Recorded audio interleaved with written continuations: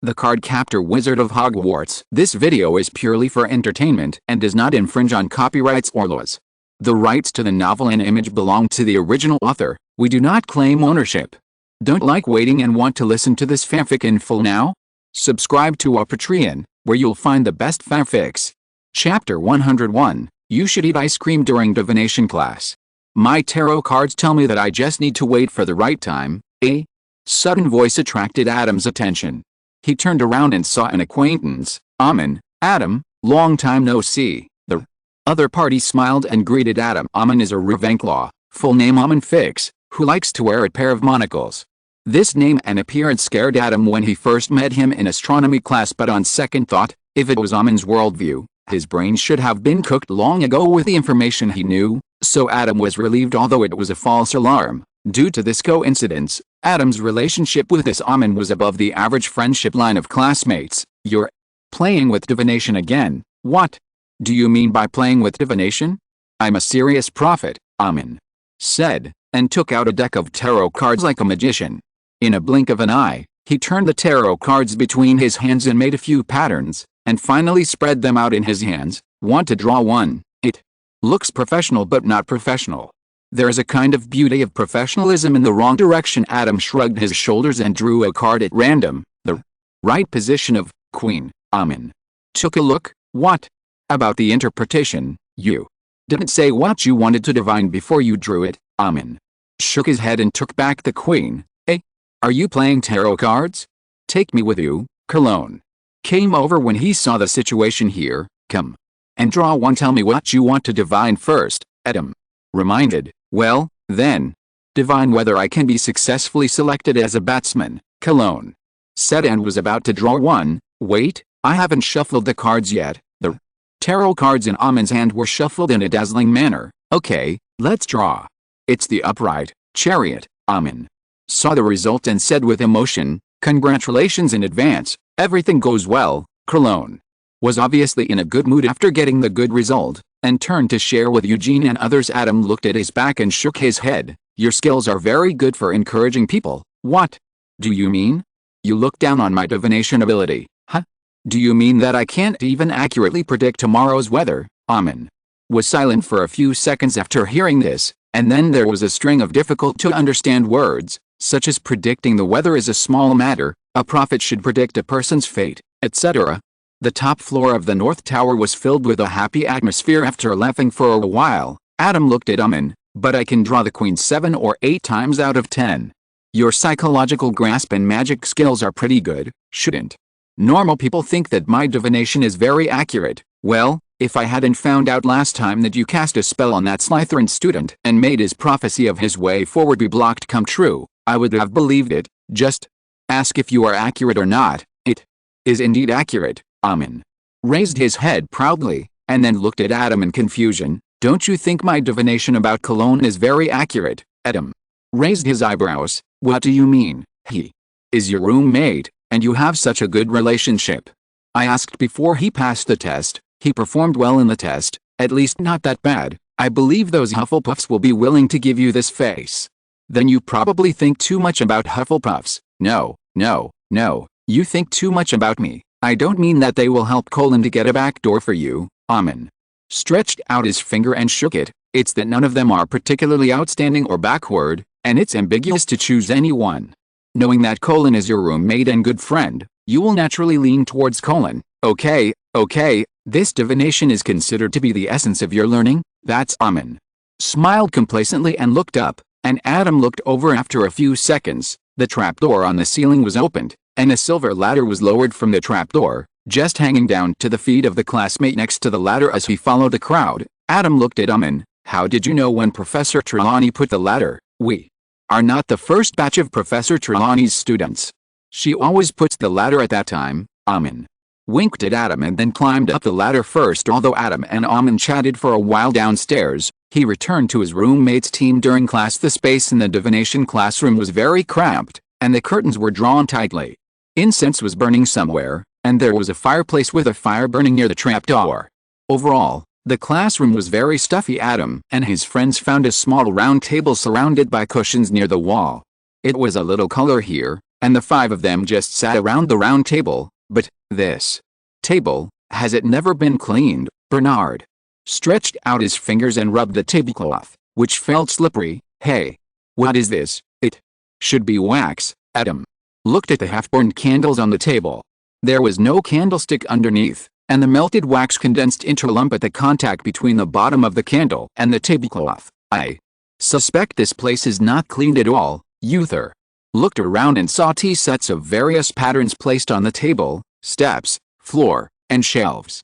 He even saw some tea leaves that were not cleaned in several teapots with lids open, and there seemed to be a layer of dust on the tops of the crystal balls everywhere. This cushion looks quite comfortable. Cologne touched the bulging cushion and sat down, but was pushed to the side by the elastic force that followed. Fortunately, Eugene quickly supported his shoulders. Although it was in the corner, it was only a little cooler than the front row. It was like a heater in a greenhouse. Coupled with the thick incense that made people feel a little uncomfortable, and the hazy and dim red light because of the red cloth around the lamp, it made people feel even more stuffy at this time. I really wanted to eat a bowl of sweet ice cream. Professor Trelawney came out of the shadows and gave her opening remarks. Adam whispered to his roommates, "Would you like a bowl of 4-fruit soup? This isn't good?" "After all, we're still in class," Cologne said hesitantly, and after Adam conjured up the 4-fruit soup, he decisively reached out and took a bowl. After taking a sip, the cold taste and sweet flavor immediately made him forget Professor Trelawney in front of him. "Don't worry, Professor Trelawney can't see this side, and we can't even see her here. Ahem, give me 2 bowls too." Adam suddenly felt someone poking him from behind, and when he turned around, he saw Amin squatting behind him. "Where did you come from?" Amin pointed out that there were 2 armchairs and a small table full of sundries in front of a shelf. One of the armchairs was empty, and the person in the other armchair saw Adam looking over and waved to Adam. "Thank goodness you can bear it. Hey, it's just to clean up." Amin waved his hand, took out a handful of silver sickles from his pocket, and put them one by one on the table in front of Adam. 2 bowls of 4-fruit soup, with plenty of ice. Chapter 102 Care of Magical Creatures. When did you get on such good terms with Ravenclaws? Looking at Amin, who was carrying 2 bowls of 4-fruit soup and hunched back to his seat, Bernard felt a little confused. Uther recalled, "Adam seems to be very interested in this kind of weird Ravenclaw. The Ravenclaw schoolgirl from last year also has a good relationship with him. Are you talking about Luna? Do I have a good relationship with them?" "Just a little better than ordinary classmates." Adam thought for a while. "It's not so much the weirdness, but the powerful inspiration that attracts me. The inspiration mentioned here is not the inspiration for creation, but the ability to perceive the spiritual dimension, whether it is Luna or Amin. However, based on Adam's current experience, Amin can balance the boundary between reality and spirituality better than Luna, so although it is a bit strange, at least it doesn't look as maverick as Luna." Cologne was stunned. "Inspiration, so he can really do divination?" He had always regarded the upright chariot as a joke and a blessing. "I can't actually guarantee that he won't do it, but at least when he gave me divination before, he mainly focused on magic skills. People who can divination must have strong inspiration, but people with strong inspiration may not necessarily be able to divination." They didn't chat for too long about Adam's friendship with Ravenclaw. Professor Trelawney started her teaching after some mysterious opening remarks. Several people who didn't think they could learn it ate 4-fruit soup while listening. One class was quite enjoyable during lunch. The entire 3rd year Hufflepuff began to fall into a state of excitement in the afternoon. Their senior Newt will teach them. "Adam, do you know what senior Newt will teach us this afternoon?" As a teaching assistant, Adam was naturally targeted by his classmates early on, especially Colin and Eugene, who were waiting for Adam to reveal some information to them in advance when he returned from Newt's office. "If you can make adequate preparations before class, you will definitely leave a good impression on senior Newt." "Oh no, Professor Scamander." Forward, Adam, who had indeed learned about the content of the afternoon class in advance, pondered for a long time and said, "After all, it's the first class, so you better not have too high expectations." Colin and Eugene looked at each other for a while, wondering why Adam said that. Could it be that the lesson Professor Scamander was going to give them was just a script and actually boring? Impossible. Senior Newt is not that kind of person. Adam did not explain much about the 2 people's doubts. They would know the specific situation in the afternoon, although what Adam said at noon was a bit subtle. Cologne and Eugene couldn't help but fall into a state of excitement when they actually saw Professor Scamander outside the Forbidden Forest. "Hello, everyone, I am your new professor this year. Let's start class." The very dry opening remarks did not dampen everyone's enthusiasm at all. Newt breathed a sigh of relief and made the same action as he did in previous classes and preparations. He took out a cage covered with cloth, and then removed the cage black cloth on. "This is the cub of a manticore." As Professor Scamander spoke, he stretched out his hand through the cage to tease the little guy inside. When the other person raised the pliers, he quickly withdrew his hand and smiled at everyone. "Cute, right?" Seeing the bright red little guy in the cage, the students nodded in unison. Only a few young wizards who knew the situation of manticores had strange expressions. Manticore, the full name of manticore, is classified as a beast by the Ministry of Magic. The danger level given by the Department for the Management of Magical Creatures is XXXXX, the same level as dragons, acromantulas and basilisks. Their young are indeed about the size of an adult's hand, but are carnivorous and tend to be found in large groups. Manticore individuals will live alone when they reach adulthood. Their size of more than 100 meters, a large number of flexible secondary limbs, and several tails that can spit out fireballs and are as long as the body make them completely without natural enemies in the natural environment. Even a giant dragon would not include such a powerful creature that is no less dangerous than itself in its diet. After putting down the cage, Professor Scamander began to tell everyone about the manticore in great detail, even including his own experience. "I once saw an adult manticore in Germany.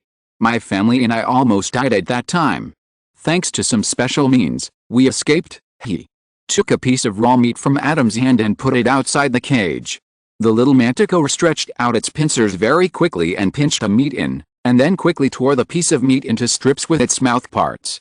"Eat clean." As you can see, even as a cub, the manticore is still quite aggressive and lethal, and such magical animals are not uncommon in nature. As he spoke, Professor Scamander looked at everyone seriously and said, "So, when encountering dangerous magical animals in the wild, how to protect yourself becomes a very important topic. I believe that the students who will take this course have a love for these nature elves in their hearts.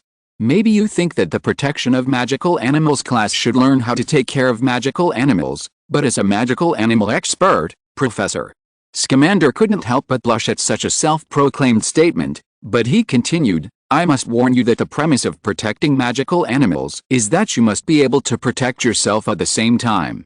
At the same time, blind love without any professional knowledge will not protect magical animals, but may cause them greater harm. This is all my experience. So, Professor Scamander, are we going to have a spell class this time?" The speaker was a Ravenclaw. Adam remembered that his name was Michael Corner. Such an impolite speech naturally attracted a round of unkind attention, but Professor Scamander shook his head indifferently. "Oh, of course not. That's Professor Flitwick's job, isn't it? What I want to teach you is how to use the knowledge of magical animals to make magical animals dispel their hostility towards you and let them feel your kindness." Professor Scamander stretched out his hand, and Adam cooperated very well to hand over his textbook. Professor Scamander held the book Fantastic Beasts and Where to Find Them and said, "I believe you have all read my humble work more or less." The little wizards below couldn't help laughing. Although he had seen this scene more than once, Professor Scamander still couldn't help but wonder what was so funny about his words. Adam reached out and pressed the corner of his mouth. Originally, this sentence was not funny, but their defense against the dark arts professor last year also liked to say this. "I don't know how he is getting along with the Dementors now. Unlike Lockhart, Newt is really talented." Fantastic Beasts and Where to Find Them, published by the Ministry of Magic, is almost the most authoritative popular science book on magical animals in the wizarding world, worldwide. It details the habits, habitats, and how to care for a total of 75 kinds of magical animals. Since the first edition of this book was published, the textbook for the Hogwarts Care of Magical Animals class has not changed. The latest edition of Fantastic Beasts and Where to Find Them, based on the content of this book, I will teach you how to approach these lovely magical animals safely from the perspective of habits. Hearing this, everyone's eyes lit up, and then saw Professor Scamander raise his hands. "Come on, everyone, imagine yourself as a scorpion-tailed beast." Chapter 103 Dance of the Scorpion-Tailed Beast. "Yes, that's right, twist it up, Professor Scamander. I don't mean to question you, but, after Raising their hands and twisting their butts in place for a few minutes, one student finally couldn't help it anymore. Can dancing like this really make the manticores think that we are their kind and thus let down their guard against us? It was obvious that this was another Ravenclaw, but this time, perhaps because of his wording or because other students had similar thoughts, he did not arouse everyone's hostility. Of course, look at me, Professor. Scamander took out a cage that had just been covered with cloth again and lifted the cloth. The manticore inside saw the sunlight again and waved its pincers with some discomfort. Professor Scamander put down the cage, raised his hands, and assumed the posture he taught the students just now. Then the students saw the manticore also raise its pincers, and as Professor Scamander danced, a manticore also swayed from side to side. It actually works. The Ravenclaw was speechless. Well, he shouldn't doubt Professor Scamander, but why doesn't Adam have to learn this dance? Good question, Professor. Scamander clapped his hands to attract everyone's attention, and then waved to Adam. Come here, Adam. Adam walked to the front of the cage and stretched out his hand towards the manticore in the cage just when everyone couldn't help but exclaim. The manticore not only did not attack, but instead took a few steps back, then hesitated, stepped forward again, stretched out its pliers and placed it on Adam's index finger. Have you seen it? I have to say that there are people in this world who have talents beyond ordinary people's imagination. For example, they are more popular with magical animals than others, Professor. Scamander sighed. He couldn't help but feel envious when he said this. I think it is more likely that it's all the ghosts of the same kind who were fried around Adam, and it did not dare to attack Adam, although he didn't know why Adam was so popular with magical beasts. Colin couldn't help but murmur something, and then couldn't help swallowing how to put it. They are both arthropods. Compared with the Acromantula manticore, the meat is tighter and has lower fat content. It is not as rich in body but better in taste. The most important thing is that the adult body of the manticore is much larger than the Acromantula, and it has more legs than the Acromantula, and it also has pincers. Seeing with their own eyes that Adam did not need to learn this knowledge, the little wizards could only suppress the complicated emotions in their hearts, raised their hands and swung their buttocks and began to practice dancing. Fortunately, everyone around them danced together, which somewhat alleviated the embarrassment. The manticore dance is not too difficult. The main thing is to grasp the angle and frequency of the hip shaking. After Professor Scamander taught it for a while, there was no need to stare anymore. Taking this opportunity, Adam approached and asked, Professor Scamander, how are you studying the creature I showed you before? Adam was talking about the jackal had brought back from Egypt. Adam was really curious about what it was. If he didn't have some conscience in his heart, Adam would just use a double card to copy an anatomy and have a look. Good question. Recalling that strange creature, Nit couldn't help but frown. From the appearance, he obviously has a lot of similarities with humans. Oh, thank you. Taking the brown sugar milk from Adam, Professor Scamander took a spoonful of it with a wooden spoon and put it into his mouth. The hot milk mixed with brown sugar and pearls made people happy. Being able to speak Egyptian proficiently shows that he has intelligence comparable to that of humans. Therefore, after preliminary analysis, I think he is somewhat like a werewolf-like creature unique to Egypt. Werewolf-like creature, Adam frowned. So if you are bitten by him, you will turn into a dog head, a jackal head. There are many schools of thought about the birth of werewolves. The werewolves in this world are humans infected with a magical disease called lycanthropy. They will be infected if bitten. The magic of the full moon will make the werewolves go crazy. The information about werewolves came to mind, and Adam questioned again, but it has never gone crazy during a full moon, and, according to what he said, he has existed for thousands of years. No, he's not contagious, Professor. Scamander raised his spoon to emphasize, then lowered his head and took a sip. The reason why I use werewolf to describe him is because, like werewolves, he is not naturally formed. He may be infected by some kind of magical disease, or he may be affected by some kind of magic. I once saw a person under the influence of magic. He completely turned into a snake, Professor. Scamander thought for a while after speaking. As for existing for thousands of years, this is absolutely impossible. As long as any creature exists in the world, time will leave traces on it. Even the previous basilisk that has been dormant for thousands of years is the same. According to my knowledge of that creature observation, and what you said about his living environment, his lifespan is more than 100 years. But not more than 500 years, no. More than 500 years, this is interesting, Adam narrowed his eyes. Was it a slip of the tongue? Or did you misjudge the time in the dark? Adam didn't think it was such a simple reason. As for that creature, I think more in-depth research can be conducted. In addition, there is the basilisk, Professor. Scamander was obviously a little reluctant to finish the research that had just been hastily completed. A few days of observation could not satisfy his curiosity, of course. He was embarrassed to take advantage of his students and Junior all the time. You are very interested in magical animals, right? Do you want to come to my house this holiday? I have many friends I want to introduce to you. Of course, it's my honor, Professor, but I have already made plans for this year's holiday. I don't know how long it will take. Adam still trusts Newt's connections in the field of magical animals. Animal connections? It's a pity that he has to go to China next summer vacation, and it's unknown how long it will take to come back. It doesn't matter. We can contact each other using the portraits when the time comes. Scamander was not so anxious. With his strength, he could live many more years if nothing unexpected happened. Time passed quickly, and soon it was time to end the get out of class. Before the get out of class ended, Professor Scamander reminded everyone, practice well after you go back. We will test it in the next class. Dance this dance to get close to the scorpion-tailed beast cub. Wait. What if we are attacked? Don't worry. I will communicate with Professor Snape and bring enough white fresh essence. Professor Scamander smiled comfortingly, but the firmness in his words clearly revealed that he did not intend to change his mind. The scorpion-tailed beast dance is not difficult. My brother could get started quickly even if he danced like me for the first time. If you are still attacked after practicing for a week, the wound caused by a scorpion-tailed beast cub is very small. It can be regarded as a lesson for you who don't study seriously. Professor Scamander's eyes moved over each young wizard. The Care of Magical Creatures course is a course that requires great dedication. When you really practice, you are dealing with lives. I hope you can all take this course seriously. After the get out of class, Adam was greeted by 4 pounces before he could even speak. Ouch! 4 people were lying on top of Adam, who was thrown to the ground. It was obvious that they had a plan.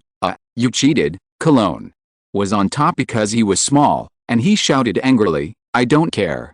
You have to dance that dance too. That's right. Bernard was also a little uncomfortable under the pressure, but it was not a big problem. You have to dance too, although the other people said something different. It was roughly the same meaning. Okay, I get it. I'll dance. You guys get up quickly. Adam, who was holding a shield, patted the body above him helplessly. In order to prevent the weight of the 4 people from really hurting Adam, Eugene and Uther secretly used their arms to support the ground and reduce some of the strength. Don't crush Eugene and Uther. Chapter 104 The Strange Boggart. Let's make it clear first, before dancing, Adam raised his index finger to emphasize, I will only dance this time, and I won't dance again in the future. Will there be more in the future? Cologne was startled, and then remembered that there were 75 kinds of magical beasts and fantastic beasts, and where to find them, and his face turned green. We don't have to learn 75 kinds of dances, do we? How is that possible? Not all magical beasts can be approached by dancing, Uther directly refuted, and those magical beasts that are not so dangerous, we can approach them safely as long as we learn the spells class well. Oh, that's okay. Cologne breathed a sigh of relief, and Uther looked at Adam. Okay, I agree. Then the others also agreed. Anyway, Adam must dance this dance today. Adam nodded with satisfaction, then raised his hands and began to twist. Seeing the 4 people's unbridled smiles, Adam's heart was calm. Laugh. The Manticore dance is just a step up.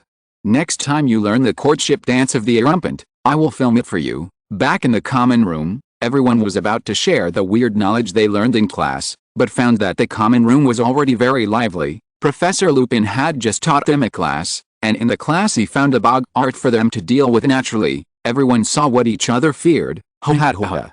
Do you know? Cedric's boggart turned out to be coriander and cold mixed zhe urgin. What? Do you know?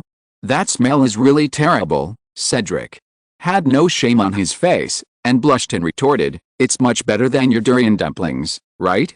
Durian dumplings are so delicious. Listen to what you said. Are you talking? Durian is scary enough. But durian dumplings are still eaten by humans? The trolls shook their heads when they smelled it. Classmate, I admit that the second half of your sentence is correct, but durian is obviously innocent. It's so sweet. Isn't there anyone afraid of matcha mustard bubble gum? Ugh. I even feel a little sick when I hear the name. Where did you get such a weird thing? The Weasley twins sell it there. I think it tastes good. SHH. You are really hungry. You can even eat this. Listening to the topic in the common room from Bogart to food taste, Adam scratched his head. Everyone's Bogart turned into such a strange thing, which should have nothing to do with him, right? Maybe, Bogart? It seems that the professor of the Defense Against the Dark Arts class this time is finally interesting. Bernard's eyes lit up. His understanding of the wizarding world is always particularly in-depth in these strange aspects. Things like Bogart obviously aroused his great curiosity. Do you want to guess what your Bogart will be? I don't seem to be picky about food. Anything is fine. Cologne touched his chin and thought for a long time, but couldn't think of the food he was afraid of. Bogarts will turn into things you fear, not food you fear. You can't form this weird stereotype just because the Bogarts of the people who discuss the most are all edible. Adam shook Colin's shoulder. Oh, then, maybe it will turn into Puffy. As soon as Colin finished speaking, he was greeted with surprised eyes from his brothers. Why are you looking at me like that? Well, it's nothing, but I didn't expect you to be afraid of magical animals. Eugene paused. And it's Puffy. As a popular category among children's pets, Puffy's appearance can be said to be harmless to humans and animals. Adam touched his chin and said, I thought it would be Sadako. Sadako is also scary, but I am more afraid of Puffy. After struggling for a while, Cologne said affirmatively, you won't understand that kind of fear. Recalling that past, Cologne's face was full of unbearable memories. You will never know how much psychological trauma a 4-year-old child will have when surrounded by a group of Puffy and having their long tongues stick out and poke into his nostrils. Hiss. Everyone took a breath. You can probably imagine. No, you can't imagine it at all. Cologne looked hopeless, and then looked at them. What about you? What do you think your Bogart will be? I don't know. I don't seem to be particularly afraid of anything. Eugene thought for a long time and shook his head. As for me, the mustard dumplings from the assorted dumplings. Bernard looked at Adam. It really smells so nasty. Ahem. That was made by the house elves. I just asked them to put all the ingredients in the kitchen into the dumplings. I don't know anything else. Adam looked away with a guilty look. Uther paused halfway through his words. It's probably something I encountered during the holidays. Uther was not very clear about what it was. Perhaps it was the self-protection mechanism of the brain. That memory was already a little hazy in Uther's mind, and he didn't know which part was the most terrifying to him. I don't know what my Bogart will be either. Adam's words slightly broke up the stagnant atmosphere, and he scratched his head. Is there anything I'm afraid of? If he hadn't obtained the Book of Sealing, perhaps his Bogart would be Voldemort, but there is a saying that fear comes from insufficient firepower, and now Voldemort is no longer enough to scare him with curiosity about his own Bogart. Adam welcomed their Defense Against the Dark Arts class. Good afternoon. With a faint smile, Professor Lupin chuckled and looked at each student in front of him, wearing that somewhat torn clothes. No matter what way, you should have known the content of today's class. Yes, we have to learn how to deal with Bogart. When his eyes fell on Adam, for some reason, Professor Lupin suddenly felt a spasm in his stomach, and the horrible taste he tasted some time ago suddenly came to his mind. Hiss. Professor Lupin pondered for a moment, and remembered that Professor Dumbledore told him that the desserts sold by this classmate tasted very good. It seems that his body is reminding him that he needs some sweet comfort. Putting aside this sudden idea, Professor Lupin walked to the cabinet in front of the classroom, patted the cabinet and continued, most of you should have a certain understanding of Bogart, but as a professor, I still want to explain it to you. Bogart is a non-existence, like stark enclosed space, wardrobe, under the bed, cupboard under the sink. After less than 10 minutes of narration, Professor Lupin began to teach everyone the spell to deal with Bogart. Funny, Professor Lupin led everyone to practice a few times, and then planned to let everyone start the actual combat directly.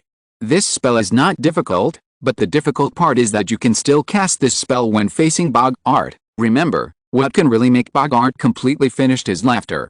What you have to do is not to recite the spell dryly, but to force it to become an image that you find funny. Raising the wand, Professor Lupin reminded again with a slight movement of the wand. The door handle of the cabinet was slowly pulled open. Eugene, who was standing at the front, looked at the plate of fish in the cabinet, and a question mark slowly appeared above his head.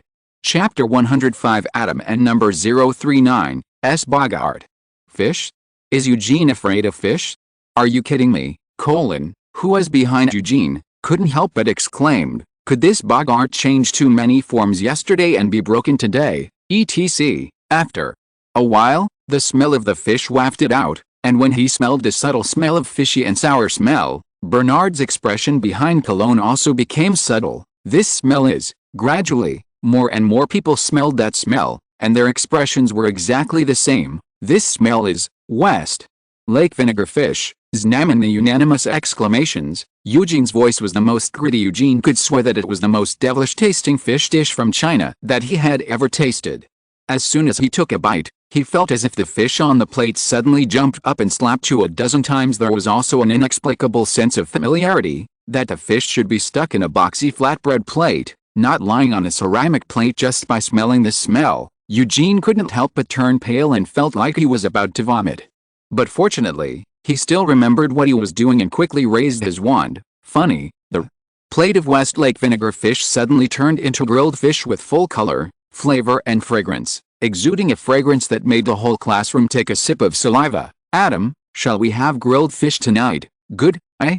Have to say that the grilled fish that Eugene imagined was so delicious that Adam couldn't help but want to eat it. Professor Lupin's expression was a little strange. It should be something ridiculous that can fight against Bogart's.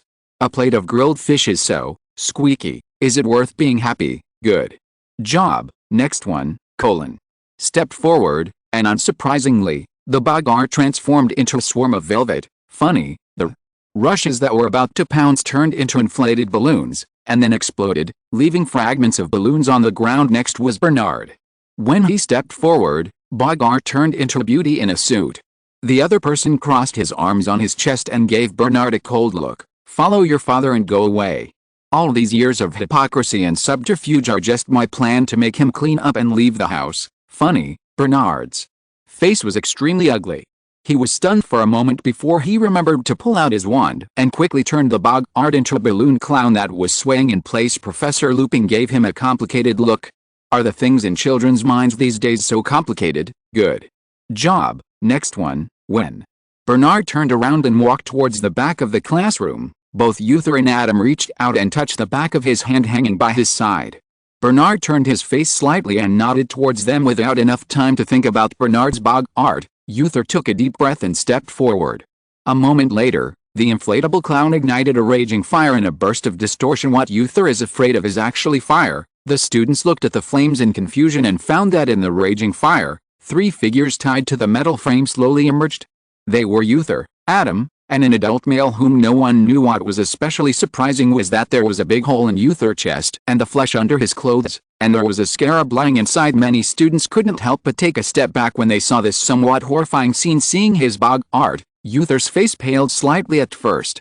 After a few seconds of confusion, a flash of realization flashed in his eyes, and then he quickly raised his wand. Funny, the flames rose up, and the people inside turned into a kobold with a bruised nose and swollen face, lying on the ground wailing and crying. Seeing this scene, Uther couldn't help but laugh. Professor Lupin looked at the transformed Bogart, especially the wolf head with a bruised nose and swollen face, and couldn't help but fall into silence. He suspected that the student had discovered his identity as a werewolf and was using this method to point him out, but he had no proof. Well, good job. Next one, looking at Uther, who was walking towards the back of the classroom in confusion, Adam decided to ask why he was tied to the metal frame later, and then stepped forward. However, the kobold did not change for several seconds.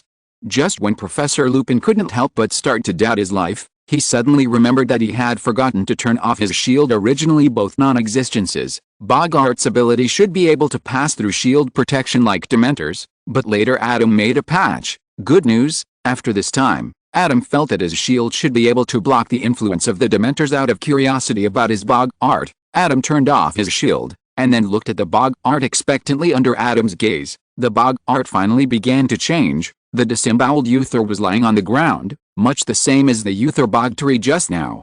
The only difference was probably that Uther was not wearing a shirt now. Professor Lupin couldn't help but glance at Adam. "What's going on with you two?" Several shy female students in the crowd couldn't help but exclaimed in surprise when they saw this scene, and quickly covered their eyes. However, there were also bold ones who just stared with wide eyes. "Wait, who is that male student? What's going on?" Then they pay the price for their actions. The green light flashed away, and Cedric suddenly appeared and fell to the ground with empty eyes. Little wizards, one of the Weasley twins, Professor Snape, Professor Dumbledore, familiar and unfamiliar classmates and professors, and even the bodies of unknown people kept appearing, with different ways of death, which shocked everyone who saw this scene. Funny, Adam was also shocked, but he quickly recovered from the shock and raised his wand to recite a spell. The pile of corpses suddenly turned into flying confetti, which scattered all over the ground in the fluttering wind. Professor Lupin did not speak for a long time. He seemed to see himself among the corpses falling like rain. In addition, there was a familiar figure, a figure that had escaped from prison. After taking a deep look at Adam, who seemed to be still in shock, Professor Lupin did not say much. "Well done, next one." Walking to the back of the classroom, Adam was surrounded by his roommates. "Adam, why is your bog art so bloody?" Bernard looked at Adam with a bit of concern. "Well, it was just a nightmare. I don't remember it very clearly." After thinking for a moment, Adam gave a vague answer, then looked at Uther. "Speaking of which, why was your bug tree, also in the cage of the lake of fire, up?" The concern in Uther's eyes suddenly turned into embarrassment. "At that time, your protective magic appeared around me, and I realized that you came to save me. But not long after, I began to worry, because I didn't know if you would encounter danger on the way, whether you could avoid Anubis' Libra. So I was afraid that you would be locked up there because of me." "I see." Adam nodded in understanding. Chapter 106 Adam and number 039, S secret base. "So who's the weirdest boggart among us?" Suddenly spoke, and the five of them looked at each other, and all four of them silently raised their hands and pointed at Bernard. Bernard pointed at Adam. "You are slandering. Is my boggart stranger than Adam? He encountered something unpleasant with Uther during the holidays. It's normal to have thoughts and dreams day and night, but your parents obviously have a good relationship, right?" Cologne looked at him speechlessly. "You are a persecution delusional person. You always have doubts about other people's feelings for you, but you are very devoted to other people's feelings. It's really strange. How can I?" "You don't talk nonsense. I'm very worried about Bernard's future love affairs." Adam sighed angrily. "If he was dumped, I feel like Bernard would be the type who would sit up in the middle of the night and cry secretly. While crying, he would write letters asking the other person what he did wrong. No, I think he's more likely to step on the other person, point the wand at the other person and ask coldly why he wants to get rid of him, and then cry and fuss in his heart." Eugene's analysis is calm, well-founded and convincing. Bernard's face just turned red at first, but as everyone teased him one after another, his eyes slowly turned round. "Ahem, okay, let's not talk about this." In the end, Adam's fitful conscience came into play and stopped Bernard's torture. After class, Adam left the team alone. He was going to the Forbidden Forest for a somewhat special date. "Have you been waiting for me for a long time?" Holding the Staff of Darkness and wearing new clothes, Adam arrived at his secret base. This is a mage robe that he specially customized in a clothing store in the Muggle world, taking both comfort and beauty into account.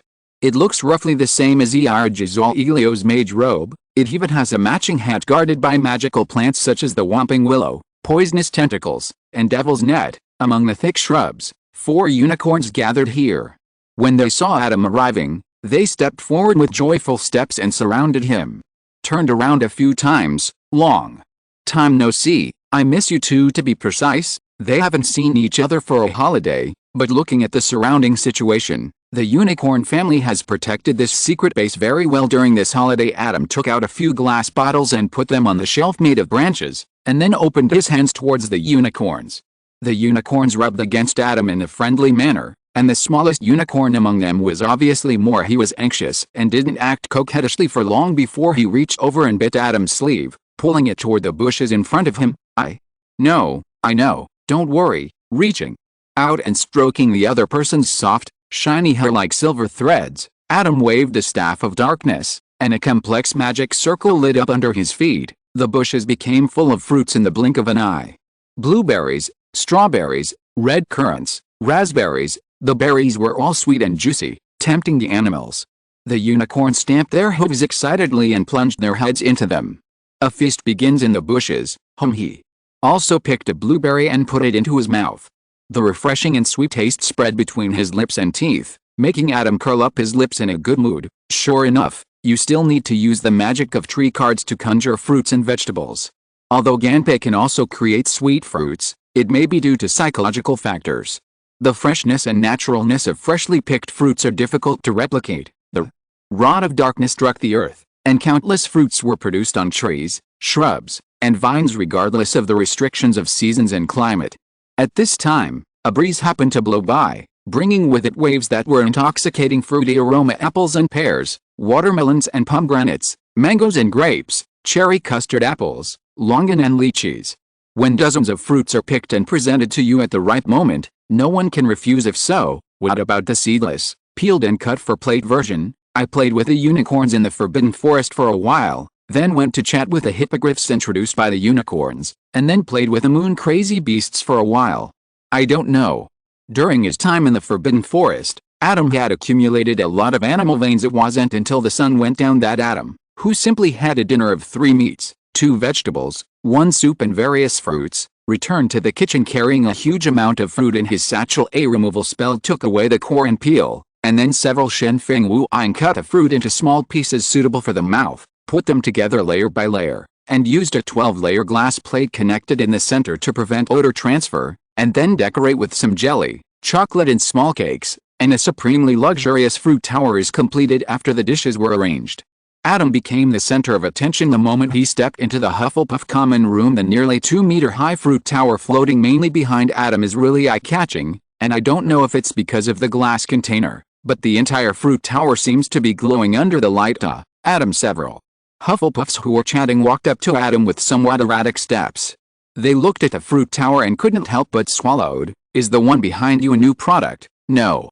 Adam's shop is now mainly run by Uther and the others, so the speed of launching new products will slow down a lot, and I don't think putting the fruit on a plate and adding some small decorations can be called a new dessert. Adam waved his finger, and the fruit tower landed steadily on the table in the middle of the common room. Like last year, Professor Dumbledore commissioned me to be the chef for the Halloween dinner. In view of the fact that there are some unfriendly guys around the school this year, Professor Dumbledore added an extra sum of money and asked me to cheer everyone up through the Halloween dinner, so I prepared some surprises for this. Hearing this, the Hufflepuffs looked at each other. If that's the case, wouldn't it be a pity for you to let us know in advance, Senior? Bruce asked what everyone was thinking. Oh? Of course not, because this fruit tart is not the surprise I mentioned, but it will indeed appear at the Halloween dinner, if everyone responds well. Adam smiled and looked at everyone. So, what are you waiting for? Try it. First-year students, take the forks on the bottom layer. As for the rest of you, there is not enough room for so many people to stand at the table, so make good use of your floating spell. Come on, Adam, we will support you even if you make the most ordinary fruit-flavored gummy candy. Bruce's eyes wandered over the fruit tart for a while. As Adam's senior customer, he discovered that the protagonists of the fruit tart were still those fruits, and among those fruits, he shaved off those that he was familiar with. Bruce waved his wand, and a piece of white jade-like flesh floated into his mouth, gently biting it, a sweetness that Bruce couldn't believe bloomed in his mouth. He even thought he was eating a candy, but the fragrance of the juice and the wonderful taste that splashed out made him clearly understand that this was not a delicacy that any kind of sugar could create. For all Hufflepuffs, the fruit tarts had fruits they had never seen before, and for a moment, those candies and small cakes were somewhat neglected. As the fruit tarts were consumed quickly, everyone couldn't help but become more interested in the surprises Adam mentioned. As everyone was looking forward to it, Halloween was slowly approaching. However, for the little wizards in the 3rd grade and above, the day before Halloween was actually very important. That was the day they could leave school and go to Hogsmeade to relax. Chapter 107. Hogsmeade Village. Early that morning, Adam was dragged up by Cologne. Oh, don't sleep. Adam, do you remember that you are going to Hogsmeade today? Adam, who was still in a sleepy state, rubbed his eyes, picked up Zioke, who was also woken up and was stretching, and took a breath. Then there's no need to get up so early. As he spoke, Adam picked up Sibby and took another sip. And why are you so expecting? Is the food I cook not as good as the Three Broomsticks? The desserts and candies I make are not as good as Honeyduke's candy shop? Or are Fred and George's prank props not as fun as Zuko's joke shop? Apart from these few shops, there are not many shops in Hogsmeade that attract everyone, but I still want to take you to my house to see it. After hearing Cologne's words, Adam suddenly realized, yes, your store in Cologne is also in Hogsmeade. This time I can go and see if there are any stores or houses for sale, so I can buy them. After finally being able to get out of the castle, Bernard, who was putting on his shirt folder, slowly turned his head and looked at Adam. You can buy a store with the money you have. It should be enough. There are millions of galleons in Adam's bag now. If it's not enough, he can change it from 2 to 4. It can only be said that the goblins trust them so much that they can identify every piece of real money, so that all the galleons are tested. Artificially provided Adam with great convenience since they are going to visit the Cologne family, they must not go empty-handed. Bernard and the others plan to go to Hogsmeade to buy some souvenirs. Although it is near the Cologne family, you can't go wrong buying some daily necessities. Adam prepared a large box of shelf-stable cakes. According to the current climate, they should be kept dry and stored for about a month. No way. Last time Cologne said that his sister Kelly's mental state was so beautiful that Adam couldn't help but worry about Cologne's physical and mental health. After washing up and having a simple breakfast, everyone gathered in the foyer of the castle. Filch held a long parchment roll that almost hung to his feet, staring at everyone's face to make sure the names on the list corresponded one-to-one, and no one got into the team. After checking everyone in the team, Filch took them to Hogsmeade. Before setting off, he turned around and closed the door from the foyer to the outside world. Along the way, the surrounding students were chattering and discussing the destination they had decided on long ago. Colin looked at his roommates. At this point, my parents should have just opened the door and are busy. We can go shopping in other places before going. How about drinking a butterbeer first? Butterbeer. Can we drink? Adam raised his eyebrows. This drink contained alcohol. There's nothing wrong with butterbeer. The alcohol content of this stuff is very low. Even a little wizard won't get drunk. It has a mellow and creamy taste, and it tastes pretty good. Colin shrugged. Although it's still worse than the drinks you sell, Adam, at least it contains alcohol. It will be a novel experience for you and Bernard to try it. Even if Adam can sell sweets and drinks on campus, obviously alcoholic beverages are still unavailable. The most he can do is buy some rice wine, using the marginal method of adding more fermented glutinous rice dumplings instead of glutinous rice balls to rice dumplings with fermented rice dumplings. The rice wine conjured by Ganpei is not drunk. The professors just turned a blind eye and past people are always naturally curious about things they are forbidden to do, so butterbeer can still maintain its place in the market even though Adam's drinks almost dominate Hogwarts. Then, let's try it and see. Adam touched his chin. He had never drunk butterbeer or anything before. Ms. Rosmerta, the proprietress of the Three Broomsticks bar, is a woman who still retains her charm. When Adam and the others saw the Three Broomsticks bar, she was standing at the door enthusiastically greeting the new third-year students to come in and try the barbecue.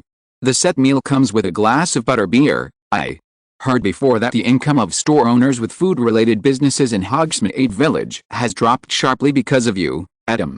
It seems to be true. Colin leaned close to Adam and whispered, if that's the case, Adam, shouldn't you pretend? Eugene hesitated and said, there may be many store managers in Hogsmeade who are dissatisfied with you. It's not necessary. I'm going to open a store in Hogsmeade Village in the future. What am I afraid of them doing? Adam shook his head, his voice soft but full of confidence. I didn't compete maliciously, but my business was still taken away by me. They should reflect on their own problems. If he really wanted to compete maliciously, he would go back and put butterbeer on the shelves in the canteen, and it would be a silver sickle cheaper than the Three Broomsticks bar. Anyway, even if this kind of liquid was copied with a double card, you wouldn't be able to see it at all. The Three Broomsticks bar's the source of student customers has completely disappeared. That's what I said. Bernard squinted his eyes and said in a long tone, if everyone thought this way, London's crime rate would drop by at least 3 percentage points. If they attack me, it's not certain who will suffer heavy losses in the end. While they were talking, they had already arrived at the entrance of the Three Broomsticks bar. Oh, they are all new faces. Do you want to try the store's signature barbecue set meal? Each set meal comes with a cup of butterbeer. Ms. Rosmerta rested one hand on her waist and the other on the doorframe of the 3 broomsticks, with a warm smile on her face. No, 5 butterbeers will be enough, okay, just go to the bar and order. There are a lot of customers during this period, so you need to pick them up yourself. After hearing Adam's answer, Ms. Rosmerta's smile did not diminish at all. If you are a group of 5, there is a large table available inside the bar. Please walk to the left after entering. This lady boss is much calmer than I thought. I thought she would do more sales. After entering the door, Bernard nodded. Ms. Rosmerta is famous for her hospitality, otherwise the 3 broomsticks would not have become one of the most important attractions in Hogsmeade. Everyone who comes to Hogsmeade will come here to sit, Cologne explained, then looked in the direction Ms. Rosmerta said, you go sit down first, I'll treat you. 5 cups of butterbeer don't cost much. Everyone nodded and walked around the bar and a wall from the left, and found a round table in the back space to sit down. Not long after, Cologne came back with 5 cups of butterbeer. Hurry up. Come and take it, brothers. Wow. What a big cup. Adam was a little surprised when he looked at the cup used to hold draft beer. This cup was estimated to be more than 1 liter. Raising his hand, 5 cups of butterbeer floated from Cologne's hand and fell on the round table. Huh? Adam, your levitation spell is really amazing. Cologne wiped the sweat from his forehead. If he used the levitation spell, he was not sure that the butterbeer in the 5 cups would not spill out at all. I didn't expect the butterbeer in this store to be so affordable. Adam picked it up and took a closer look. This cup was really the real deal. The cup was filled to the brim. The foam on the top was less than 1 centimeter thick, and the rest was butterbeer. The cup was not so big before. It seems that Ms. Rosmerta made adjustments to track business. Cologne took a big sip. The iced butterbeer had a special aroma, which made him breathe a sigh of relief. Fortunately, the taste has not changed. You guys try it, Adam. And the others raised their glasses and drank after hearing this. However, just after taking a sip, before Adam could savor the taste of the butterbeer, he raised his eyes and saw a red-haired and green-eyed figure passing through the wall of the 3 broomsticks bar, and then passing out again. Ahem. Chapter 108, Arrogant. It's okay, Harry, no one will notice you. Along with the voices, Hermione, Ron and Harry each came over with a glass of butterbeer and sat down on the seats not far away from them. Even if they noticed it, who would know that your parents didn't sign for you and that you used an invisibility cloak to sneak out? Adam. He raised his eyes and looked around. The expressions of the other 4 people at the same table were also very subtle. Can't they see us? Lowered his voice and asked this sentence with doubts. Adam glanced at the potted holly tree between them and Harry's table. It didn't look like it could block them. If he couldn't recognize the person, couldn't he recognize the school uniforms they were wearing? Or should I say, Adam glanced at the Badger Yard logo on his chest. Is the existence of their badger so low? Oh.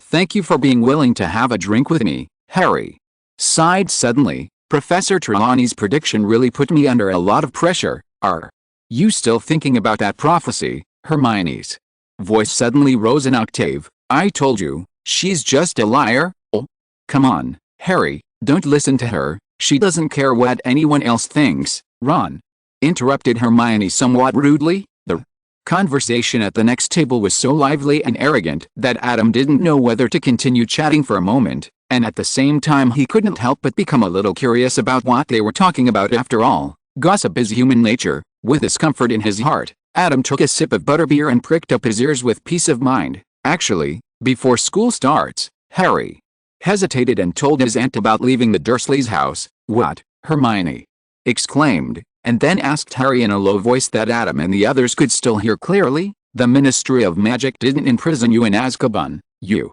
never told us this. Ron slammed the table excitedly without lowering his voice. Adam suspected that his voice could be heard on the other side of the wall. So where will you live before school starts?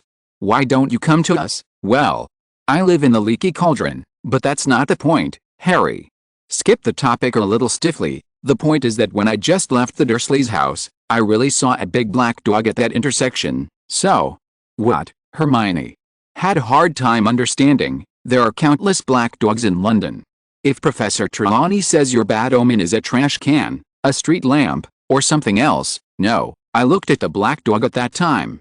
The look in that dog's eyes, I can't tell clearly, but I felt like I was looking at someone. The next table fell silent, seemingly shocked by Harry's story. Have you finished drinking? Let's go hang out somewhere else. Eugene finished the butterbeer and put the cup on the table with a bang. The three people at the next table were visibly startled, especially Harry, who subconsciously reached behind him and almost jumped from his seat. Adam glanced at the back of his chair. There seemed to be a piece of wood missing. He remembered that Harry seemed to have put something down before sitting down. Where was the invisibility cloak? How? Did you eavesdrop on us? Ron's face turned red with anger. I remember you. You were Fred and George's brother. Your name was Ron, right? Uther choked back unceremoniously. We have been sitting here for a long time. It was you who ignored us all the way. Who is interested in your little secret? You? Okay, Ron. Adam and the others were indeed there before, but we didn't see them. Harry tugged on Ron's sleeve. If someone came in, there was no way they wouldn't have seen it, so Adam and the others must have been sitting there before. In the situation where they were already in the wrong, and with the guilt that lasted until now, Harry didn't want to have a conflict with Adam. All right, Ron glanced at Harry and Hermione, then at the five people opposite him, and after thinking about it, he sat back in his seat, lowering his head and glancing in Adam's direction. Harry was confused. Last semester, he caused trouble for Adam. He always wanted to come up and apologize, but apologizing is something that seems simple but actually needs to be done. However, it is extremely difficult to say I'm sorry even if you toss and turn until midnight the night before and firmly believe that you must apologize the next day. It will become I'll apologize after eating, I'll apologize after class, I'll apologize after class, I'll apologize again tonight, and finally changed to I must apologize tomorrow. While lying in bed unaware of Harry's myriad worries, Adam had long since forgotten what happened last year. Adam didn't want to attract attention because of the Chamber of Secrets incident. Harry probably just wanted Adam to receive extra points and praise like he did in the first year. Even if he wanted to blame it, he should blame Dobby. This cup can't be taken away. You'd better sit there for a while until we all finish drinking. Adam glanced at Eugene. He didn't know if he had just listened to it, but he was really drinking butterbeer. He turned a plate of fried peanuts, a plate of buttered melon seeds, and a basket of popcorn on the table for Eugene and everyone to drink and relieve boredom. Adam took the butterbeer and took another sip. I didn't taste it too carefully before, but now I taste it carefully. The butterbeer is indeed delicious. The mellow and dense taste neutralizes the light bitterness of the beer well, making the aroma of malt more intense. It's a pity that he still prefers happy water and milk tea. Even so, Adam still didn't turn the butterbeer in the cup into something else. Instead, he enjoyed this cup of drink that was a little novel to him, and then took a popcorn from the basket and threw it into his mouth. When the five people finished drinking butterbeer, Adam considered the next table, symbolically took out a magic wand and waved it, cleared the debris on the table, and then picked up the empty glass to leave. Hermione's eyes flickered slightly. Did she expect Adam's learning progress to be able to silently cast the vanishing charm? Wait a minute, Adam. Harry gritted his teeth and chased after him. Seeing the five people in front of him turn their heads together, Harry almost bit his tongue, and at the same time couldn't help but regret catching up. This thought was extinguished by Harry as soon as it arose. He had already delayed it to the second school year. If he delayed it any further, would he have to wait until graduation to apologize? Then, can I talk to Adam alone? Although he had made up his mind to force himself to apologize, Harry was obviously not ready to apologize in front of so many people. Adam didn't know why Harry wanted to find him, but he didn't have to worry that Harry's strength was to harm him, so he handed the empty cup in his hand to Cologne, who was closest to him. Please return it to Ms. Rosmerta for me. I want to talk to Harry. Cologne took the glass, glanced at Harry, and nodded to Adam. Then we'll wait for you at Honeydukes Candy Store. I heard that Honeydukes Candy Store has launched several new products to attract customers, and they had discussed before that they planned to investigate the enemy situation. After Cologne and the others left, Adam looked at Harry. So, what do you want to talk to me about alone? If you're listening to this novel on a channel other than Fanfic World, it means they downloaded and uploaded it without effort. We cordially invite you to visit our channel, Mundo Fanfic Novelis. There you'll find the original version of this story, and you can explore many other novels of various genres. We're waiting for you to immerse yourself in a world of incredible novels. Chapter 109. I can do without it, but... well, actually, Harry had a tangled look on his face. He rolled the sentence "I'm sorry" over and over in his mouth several times but couldn't say it out. In the past, Harry had always used a colander to leak everything out when he came to him. This was the first time Adam had seen Harry speak in such a hesitant way. "You can organize your language and come to me again, or you can ask your friends to bring me a message. If there is nothing else, I will leave first." "Hey. No, wait." Harry quickly grabbed the back hem of Adam's robe. "Well, what I want to say is, I'm sorry. I meant before, after." Shouting out that sorry sentence like a desperate one, Harry's voice suddenly became softer again. "Sorry." Adam turned around with doubt on his face. "Why do you say that?" Well, just before. I mean last school year. I told you about how you solved the monster in the secret room." "Oh, that's what happened." Adam nodded. Although he was indeed a little angry at the time, he didn't take it to heart after that. "I accept your apology." "Huh? That's good." Harry breathed a sigh of relief, as if a heavy burden had been lifted, and then looked at Adam sheepishly. "I'm really sorry that this apology has been delayed until now. I'd better buy some gifts as an apology." "What do you like?" Adam didn't expect that Harry still had such a heart. He was about to say that he lacked nothing, but suddenly he remembered Harry's invisibility cloak. "I remember, Ron said just now that you used your invisibility cloak to sneak out of school." Harry, after a quick look around, Harry breathed a sigh of relief. When he saw no one was there, Adam was speechless for a while. If only you could have had this vigilance just now. After confirming that there was no one around, Harry began to think about Adam's words. Did this mean he wanted his invisibility cloak? "Well, Adam, if you want an invisibility cloak, I can buy you another one. The one I have now is a relic of my father." "I don't want the invisibility cloak. I just want to take a look and I can return it to you right away." "Huh? Just for a look?" Harry blinked. "Yes, I'm just curious about the legendary invisibility cloak, but I don't need it." As Adam spoke, his body gradually disappeared in front of Harry. "You see, wizards use more than just invisibility cloaks to make themselves invisible. There are also other ways, such as disembodiment spells." "Wow." Harry's eyes sparkled when he saw it, and he couldn't help but stretched out his hand. As a result, he pushed it directly towards Adam's face. Adam, who twitched from the corner of his eye, grabbed him in midair. "What do you want to do?" "Ahem, I just wanted to give it a try.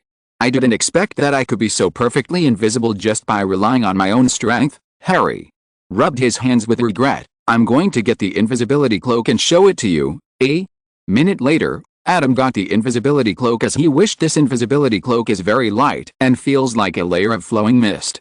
One side is completely invisible, and the other side is like a silver gauze. It's incredible. The ubiquitous magic slowly flows on the surface of the invisibility cloak, maintaining a spell that seems to last forever, and can automatically offset all visible magical effects, although it still has a series of shortcomings such as being able to be positioned, unable to cover up sounds, and unable to eliminate physical collisions. This invisibility cloak is indeed worthy of the name of a holy weapon. Simply in terms of invisibility, Adam shook out the invisibility cloak in his hand, turned it over, and held up the invisibility cloak with one hand facing up, covering up the action of stuffing the other invisibility cloak into his backpack with his other hand. Although he can't use the invisibility cloak if he has the magic card, just like he can't use Anubis's scales if he has the scale card, he is still very interested in making a copy of this rare treasure for his collection. "Give it back to you." "Well, that's it?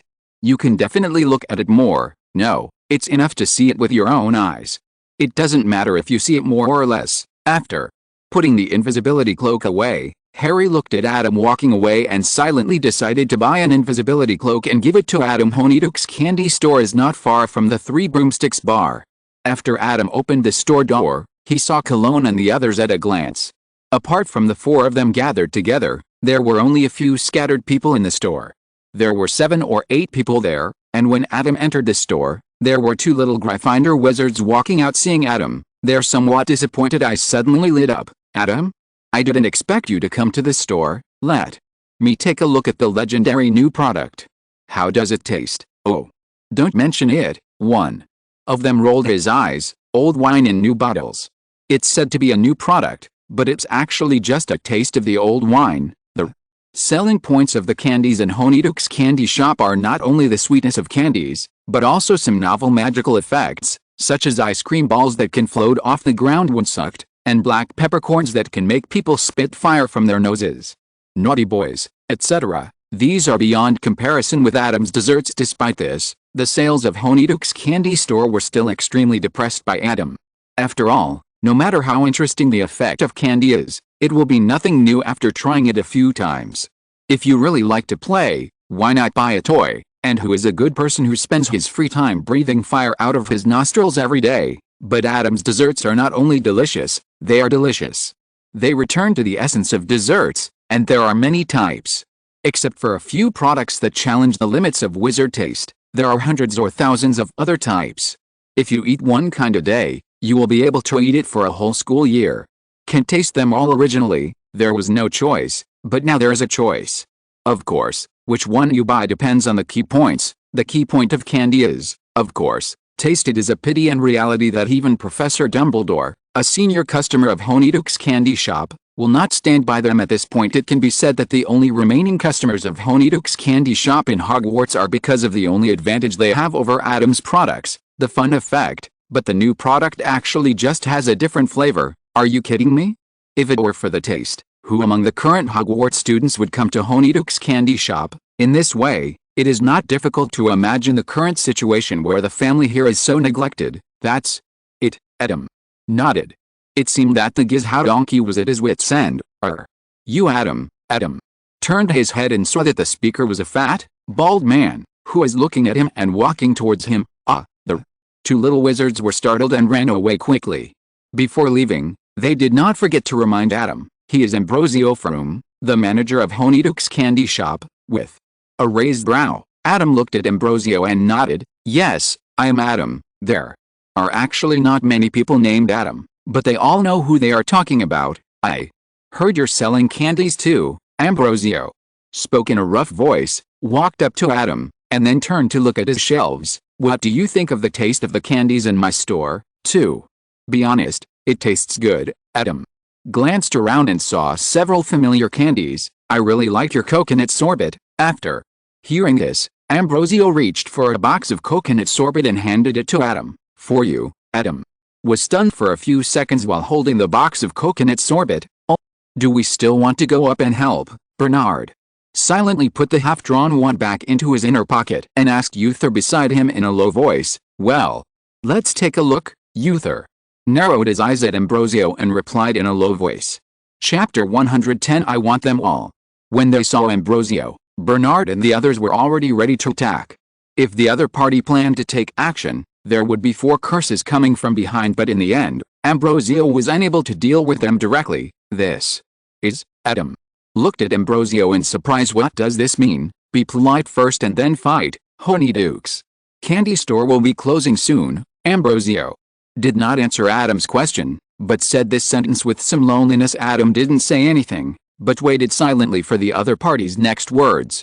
Ambrosio couldn't have said this because he thought he was a student and would be soft-hearted, so he begged him to let them go. I have asked many regular customers why they choose yours between your candies and mine, and their answers are surprisingly consistent. Because your candies are more delicious. Ambrosio paused and continued, but when I asked them what was wrong with the candy I made, they couldn't tell, but it just wasn't delicious enough. From Ambrosio's words, Adam suddenly realized something. He wanted to express. The other party obviously does not simply regard making candies as a way to make money, but has a certain love for candies and can get a great sense of accomplishment from the act of making and selling candies to everyone. As Adam's small shop continues to encroach on his customer base, what he is most concerned about is not the sharp drop in income, but why people don't choose his candies. What's the difference between his candies? But when he actually investigated, the results left him a little confused. Taste? I can't say what's wrong with it, but the customer's response is that it's not delicious enough. There is nothing bad, but it just doesn't taste good. This is probably the biggest blow to a pastry chef and even a chef, not to mention that Ambrosio is extremely passionate about his career and regards it as an ideal chef. You must know that the market that Adam is currently occupying is only within Hogwarts, and the customers of Honeydukes Candy Shop include the entire British wizarding world.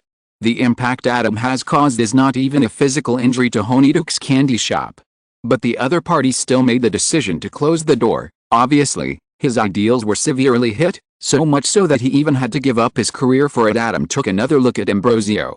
Well, he admitted that he had some stereotypes about this bald man with a muscular body at first, but now he seems to be quite cute. Now that I've actually seen you, Adam, I want to know, what's wrong with my candy? Ambrosio couldn't help but look at Adam in confusion, and said before Adam spoke, forget it, just pretend that I haven't asked about this kind of business secrets. Actually, it doesn't involve commercial secrets. Adam shook his head. Actually, nothing I cook is very mysterious. It's basically all created by Muggle chefs. Muggle chef, Ambrosio was in a daze after receiving this answer. Wizards always underestimate the power of Muggles, but they don't know that the biggest difference between humans and other creatures is not magic, but brains and creativity. Adam opened the packaging box in his hand, took out a piece of coconut sorbet and took a bite. You are so obsessed with those magical effects that your understanding of taste only stops at hard candies, soft candies, and adding fruits or spices. In contrast, Muggle chefs have no magic, but their creativity makes the work is far more colorful than the wizards. Adam took out another coconut sorbet. After passing the shimmering pink pastry, Adam's hand turned into snow white. Try it. Ambrosio took it and took a bite.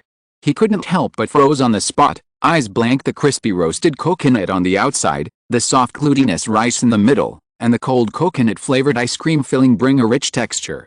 The not-so-sweet taste complements the fresh coconut aroma. Is it tasty? Tasty. Ambrosio finished the coconut-flavored snow maiden in several mouthfuls and couldn't help but sigh. Let me choose.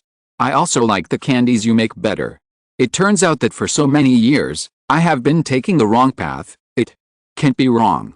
After all, on the basis of being delicious, everyone is definitely willing to have weird effects on candies, but these effects can only be more bonus points and less innocuous embellishments, and cannot become an obstacle to the taste. Adam looked at Ambrosio, who was deep in thought, and suddenly had an idea. You said Honeyduke's candy store is closing. Have you thought about what you're going to do next? Oh? I originally planned to travel with my wife to various places, to wizard gathering places in other countries, to improve our candy making skills. I have also saved a lot of money over the years. When I feel that my skills are sufficient breaking new ground and reopening Honeyduke's candy store, Ambrosio glanced at the fingers still stained with coconut milk, but now, I think I will probably go to Muggle cities and try the candies made by Muggle chefs. Right, well, actually, I have a proposal. I don't know if you are interested in it. Adam looked around. I actually plan to buy a store in Hogsmeade after graduation. What? Ambrosio was startled. So, you're interested in this store? I don't mind. No. Adam stretched out his finger and shook it. What I want to say is, are you interested in working in my store? I'm not only interested in your store, but also you, your wife, and the customer base and influence that Honeyduke's has accumulated over the years. I want them all. Ambrosio frowned, and just as he was about to speak, he heard Adam say, don't rush to refuse. Don't you want to know how my desserts are made? Hearing this, Ambrosio swallowed a refusal that was about to come to his lips, and even if you go to learn those recipes, they may not teach you. How much time do you have to learn? Ambrosio's eyes showed obvious hesitation. Become my employee. I can teach you things that you may not be able to learn even if you travel around the world. Why do you want to do this? Ambrosio couldn't help but speak. You can complete the production and sales of candy by yourself.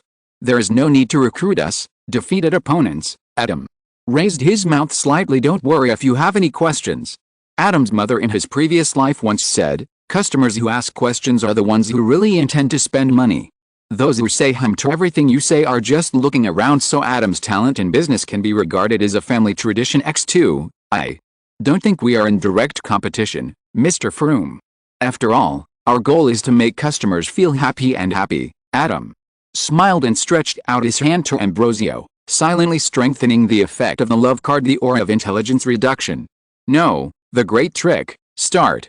Chapter 111 Dream Dessert Workshop. Although I have achieved certain results in running a dessert shop, in fact it is only part of my plan. Adam talked about his business plan. As a result, I will definitely not have enough energy to spend on the management of the dessert shop. Currently, my shop in Hogwarts has been handed over to my friends to run it. Adam raised his hand and motioned to the four people behind Ambrosio. Although the four of them could not hear the conversation between Adam and Ambrosio, they knew from the atmosphere between the two that the situation was probably not that tense, so they quickly put away their wands before Ambrosio turned around, and waited until Ambrosio turned around when he showed a friendly smile from the Badger Yard. It is foreseeable that I will definitely need someone to help me run the dessert shop business in the future, and my friends all have their own futures. In contrast, I want to find someone who has the same goals as me. Run my store well for me and bring happiness to more customers. Although the person in front of him was only a third-grade student, Ambrosio still fell into serious thinking while waiting. Adam also reviewed the business plan he had updated countless times in his mind. There are many areas that he wants to try in the future. There should be at least 2 stores, a formal restaurant and a dessert shop. After all, a restaurant can have desserts, but it is impossible to sell candy together. In addition, Adam also has movie theaters and clothing stores that he also wants to try, and then there is the business of potion materials and potions, as well as the magical animal park that he has long thought about. If possible, he even wants to get involved in real estate. Although he has never been exposed to these industries, he has enough funds and risk tolerance anyway. If he tries, he will be fine, and if he fails, he will fail. As for other aspects of resistance, Adam, who came to be black, would let the other party see who is more black, and the one who came to be white. Adam could not help but have the figures of Eugene and Bernard pop up in his mind. These two guys had no plans for the future anyway. Adam originally wanted to hire them as store managers, but thinking about it, it was a bit humiliating. Why not wait until we get back and ask them who is interested in becoming the Minister of Magic? I can't make the decision completely by myself. I need to think it over with my wife. In the end, Ambrosio still did not give a definite answer, but the answer itself already represented a certain tendency. No problem, how about we discuss the sale of this store first? Adam suddenly remembered that there seemed to be a secret passage leading to Hogwarts in the cellar of this store.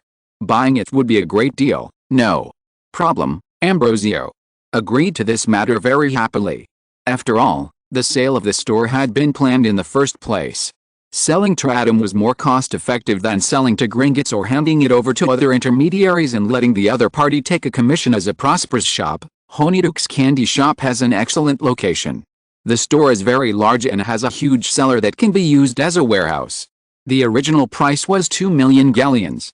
Finally, with the inventory in the warehouse, Ambrosio proposed that sold to Adam at a discount of 1.7 million galleons. The discount is so that they can be sold directly. As for the inventory, it does not affect the price.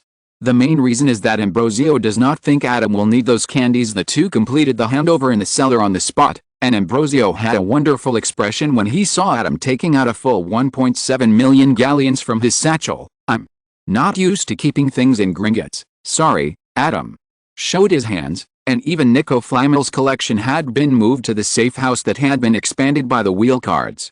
Now the secret vault only contained the maze created with the puzzle cards and dozens of them. The dormant basilisk, if someone really breaks in, he will surely be able to give the intruder a surprise. It's okay. I have a box with a traceless stretching spell cast on it. The box Ambrosio mentioned was used for transporting goods. Although it was not as convenient as a suitcase, it was still easier to carry than millions of gold coins. After paying the money with one hand and the land deed with the other, and signing the magic contract, the transaction was completed to the satisfaction of both parties. Then the remaining customers in the store were told in confusion that the store had been changed hands. Yes, please leave. From now on, this store will be Adam's only. Then did the four of them know what Adam had just done, but looking at the shelves around them, they still couldn't believe it. Now, it still looks like Honeydukes Candy Shop. It will be much better when I redecorate this store. Adam took a look around and saw that pastries, candies, cakes, etc. could be placed in different areas. As for sweet soups, it would be better to leave them for sale in the restaurant, But, suddenly thought of something and couldn't help but look at Adam. Adam, didn't you say you wanted to open the store next to my house? It doesn't matter, The restaurant will be opened next to your house, and the dessert shop will be opened here. Not only will it be convenient for you to eat, but you will also be able to buy candies. Adam stroked Cologne's head very smoothly. The golden slightly curly soft fur felt very comfortable. It was like a long-haired version of Zio-K. Adam's expression was so familiar that it alerted Cologne. Huh? Adam, why do you look like you're petting your cat now? Wait, even the technique seems, well, because I think you, Zio-K, and Sibby are all cute, Adam. Did it wait for Cologne's response, and immediately said, are we going directly to Cologne's house? Or are we going to other stores, eh? Let me think. Bernard, what time is it now? Cologne, whose attention was easily diverted, looked at Bernard. Bernard's eyes fell on Adam's hand that was still rubbing Cologne's hair. He couldn't help but be silent for a while, then took out his pocket watch and took a look. It's almost 10 o'clock. Well, my parents should be free at this time. Let's go now. Cologne nodded, and then saw Adam wave his hand, and then all the candies in the store ran into his bag. Adam, what are you going to do with these candies? I'm not very satisfied with the surprise I prepared for tomorrow. Adam patted his bag, but now this surprise should be tempting enough. Dozens of boxes of candies from Honeydukes. Although people are no longer so keen on Honeydukes, they should be happy if they can get them for free, right? What about the rest? Bernard blinked at the bag. Adam probably wouldn't spend extra time packing the candies on the shelves. The candies displayed in the store were not a small number. Adam thought about it and looked at Cologne and Eugene. If the Hufflepuff team gets a good result this time, use it to encourage them. If they get a bad result, use it to comfort them. Eugene couldn't help asking, what counts as a good result and a bad result? First and second place count as good results, and third and fourth place count as bad results. So, no matter what, they will be given to the Hufflepuff team, right? Don't tell other teammates in advance. Adam closed the door and put his finger to his lips to make a secret gesture. Aren't you going to lock it, Uther? Noticed that Adam didn't lock it. No, I've locked it. The blockade of the ingot is all around, for Honeydukes. Oh, by the way, the name of the store should be changed now to avoid misunderstanding. Adam moved his fingers, and the sign above the store, Honeydukes Candy Store, turned into a flower-shaped Dream Dessert Workshop, and the words on the entire sign looked like candies with radiant colors. We will wholeheartedly offer you a dreamlike sweet experience. Chapter 112. Mrs. Mercy.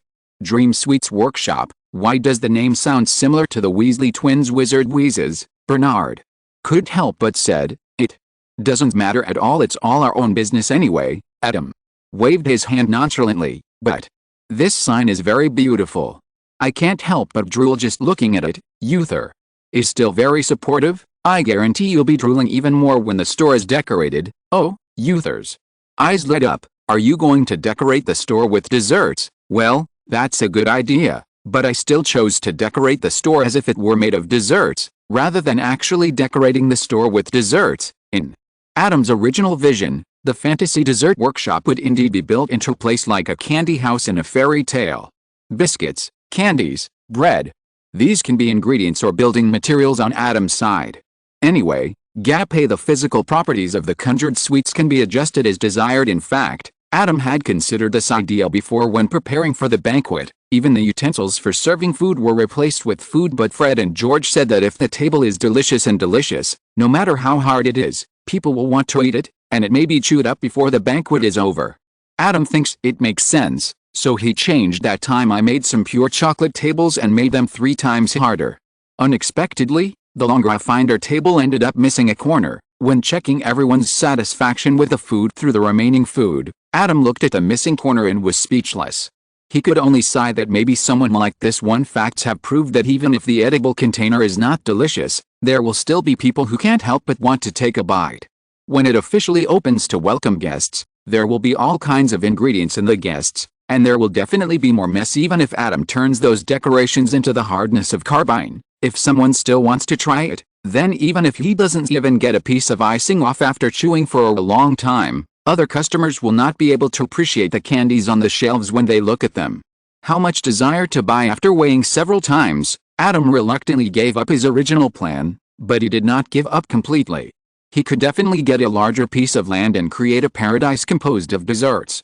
The main thing was that every plant and tree there was made of dessert composition. Why not just call it Dream Dessert Paradise? Or Dream Dessert World? Oh, we're here. Cologne's voice brought Adam's thoughts back from his imagination, and when he raised his eyes, he saw a small store in front of him. They were now on the edge of Hogsmeade. Although the store for exotic animals was not large, the large fenced area at the back belonged to exotic animals, and the store was just a place for trading. Colin took the lead and trotted to the door of the exotic animal store and opened the door. Dad? Mom? I'm back, Cologne? Why are you back? Accompanied by doubtful voices, some hurried footsteps gradually approached. Adam followed Bernard and stepped into the store door. He saw a woman wearing a headscarf, an apron, her sleeves rolled up and wearing gloves, holding a baby in her arms. A giant purple toad trotted towards them. Obviously, she is Cologne's mother, Mrs. Mercy. Did something happen in Hogwarts, MRS?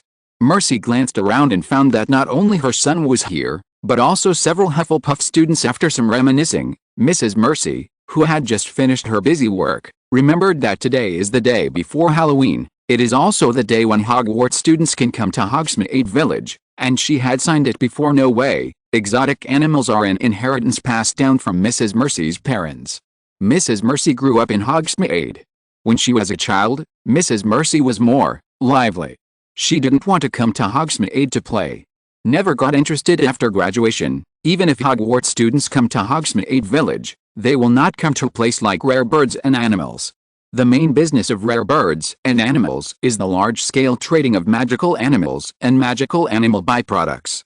Not a pet shop like the Shop of Fantastic Beasts in Diagon Alley. In any case, although she didn't like to go home very much when she was a child, Mrs. Mercy was still very happy to see her son back, and her son also brought friends back. The days go by so fast, and it's almost Halloween.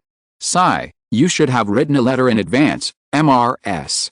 Mercy put the giant purple toad into the glass jar on the counter, wiped her hands on her apron, took off her gloves and threw them on the counter.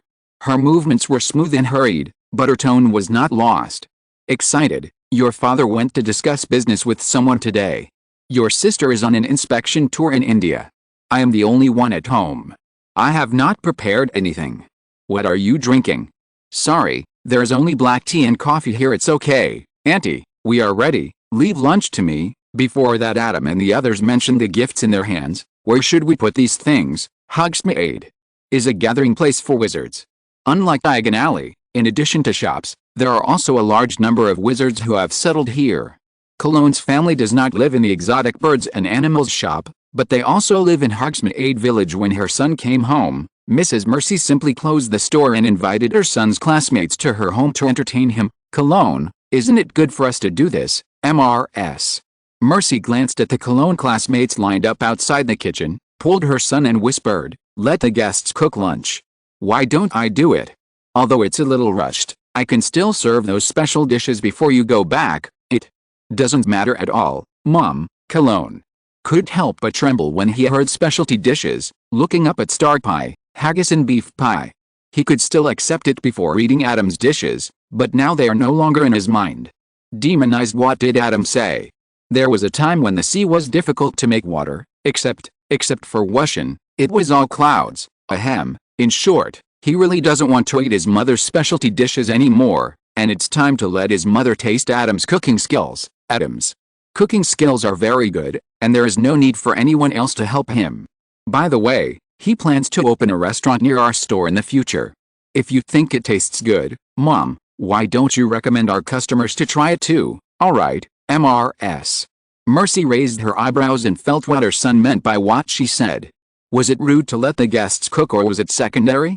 The key was that the food she cooked was not as delicious as his classmates. Speaking of which, after returning from a previous trip to Egypt, Kelly seemed to have mentioned that there was a classmate in Cologne whose cooking skills were very good. She has been thinking about it for so long and praised her to the best of the best. Could it be that classmate is the one in the kitchen now? MRS. Mercy couldn't help but look towards the kitchen. After thinking for a while, she stood up and walked towards the kitchen. She wanted to see if her son's classmates' cooking skills were as perfect as her son and daughter said. Chapter 113. The real purpose is revealed. Mom? What are you going to do? SHHMRS. Mercy turned to her son and gestured, I'm going to see how your classmates' cooking skills are. Then, Mrs. Mercy walked to the kitchen door. Although she saw the three people at the door looking a little strange, she didn't say anything and walked straight past them into the kitchen. Bernard and the others were looking into the kitchen when they saw Mrs. Mercy stepping directly into the kitchen. Just as they were about to say something, they heard a shout from inside, "No stealing, what?" Followed was the sound of slender strips waving and an exclamation, "Ah!" Hiss. Bernard rubbed his toothbrush, while Uther and Eugene rushed directly into the kitchen. This is at Cologne's house, not in the dormitory. When the food is brought to the table, what will it look like if there is a missing piece? Adam used his chopsticks to poke at the small pieces of pork tumbling in the oil pan. He turned back slowly, and then he was shocked to find that the person who had just reached out to the plate in his hand and knocked his chopsticks was Mrs. Mercy. I'm sorry, Aunt. I didn't see it just now. Fine, MRS. Mercy rubbed the back of her red hands, and a blush appeared on her face. Adam didn't use any force. She just screamed out because she was scared. She didn't feel it at first. She just felt that the things on the plate were so fragrant and wanted to take one to try. After being stopped, she realized that the food hadn't been served yet. Woolen cloth. Apart from the embarrassment of being caught stealing, she couldn't help but nod secretly in her mind. It seemed that her son and his roommates were really getting along well, otherwise the scene just now wouldn't have happened. While Mrs. Mercy nodded in her mind, she looked like she was staring at the ribs on the plate in a daze. Adam quickly pushed the plate towards Mrs. Mercy. When it's fried like this, I think the heat is about right.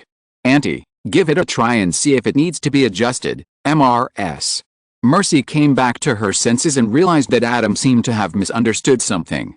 However, as the plate approached, the smell of fat and spices became stronger, so she did not clarify the misunderstanding, but nodded with a smile. Then I'm not welcome. Be careful of the burn, Adam reminded Mrs. Mercy, and continued to stare at the little crispy pork in the pot. This plate is a fried food platter, including red fermented pork ribs, fried 5-spice rolls, salt and pepper steaks, fried small yellow croaker, fried potato wedges, small crispy pork and fried sausages. Although there are still small crispy pork and fried sausages left on the plate has begun to take shape. Mrs. Mercy was a little embarrassed to start after picking them for a long time. After all, Adam just said it would be rude if there was a piece missing from the plate when it was served. Auntie, why don't we just finish this dish in the kitchen? Uther, who had already followed Mrs. Mercy into the kitchen and had been eyeing the fried food platter for a long time, suggested silently. This is not good, Gudong. There's nothing wrong with it. It ruins the presentation or whatever. It's okay if it's not served, Eugene. Followed Bernard glanced at the pots on the other two stoves. Originally, fried food is a snack that is used as an appetizer. It doesn't matter even if it is not served. When we were in the dormitory, the fried food platter rarely made it to the table.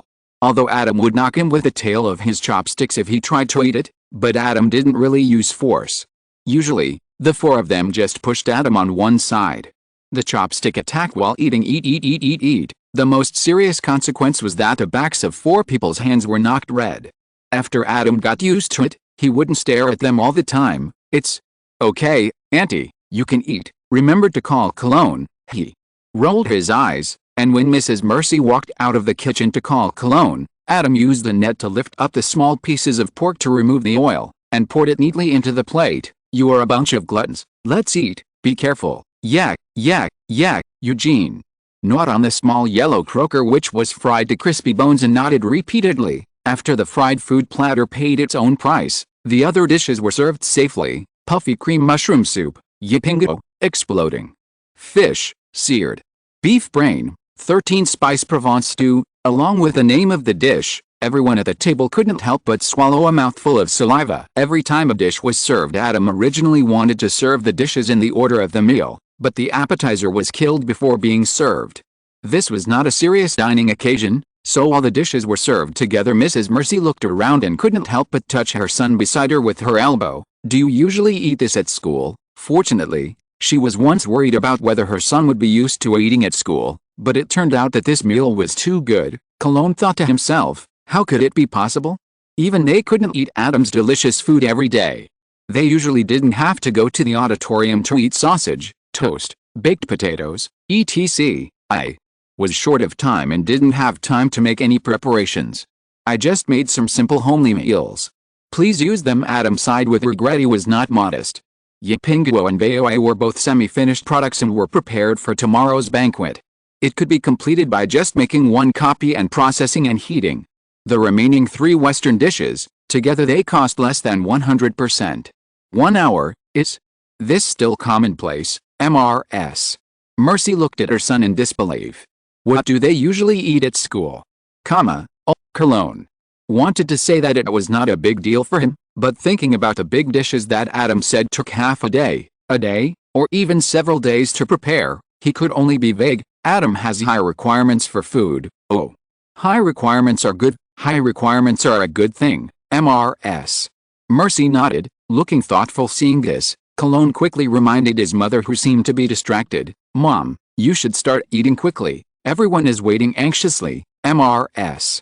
Mercy looked up and found that everyone was looking at her, so she quickly picked up the fork. Everyone, start eating. As Mrs. Mercy picked up a piece of puff pastry covering the opening of the ceramic jar and put it into her mouth, everyone raised their chopsticks and showed their fangs. Before Mrs. Mercy had time to be reserved for a few seconds, she saw that the pan-fried beef head was about to be divided up, and immediately threw away her reserve and joined the battle. After a hearty battle for food, Mrs. Mercy was at a disadvantage because her tools were not flexible enough, but she was still satisfied. She picked up a Coke and shared her life in Hogwarts with everyone. It turns out that Auntie is also a senior of Hufflepuff. Cologne couldn't help but glance at Adam.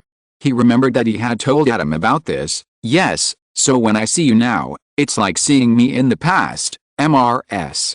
Mercy smiled and looked at the group of young men in front of her. Time it really slipped away from my fingertips without paying attention. The days when I helped Susan to make plans to chase that stupid big guy from Gryffindor seemed like it just happened yesterday. Cologne couldn't help but take a sip of Coke. Susan is the owner of Fingyle brand wizard clothing store? But he remembered that her husband was not a Gryffindor, and he also claimed to be Aunt Susan's first love. Before Cologne finished sighing about how complicated the adult world was, he heard his mother's next words. Come to think of it, you guys are also at the age of falling in love. Do you all have girlfriends? Although Mrs. Mercy was casual, her smiling eyes were focused on Adam's reaction. Puff, cough, cough. Chapter 114. I will save Adam and number 039, S happiness.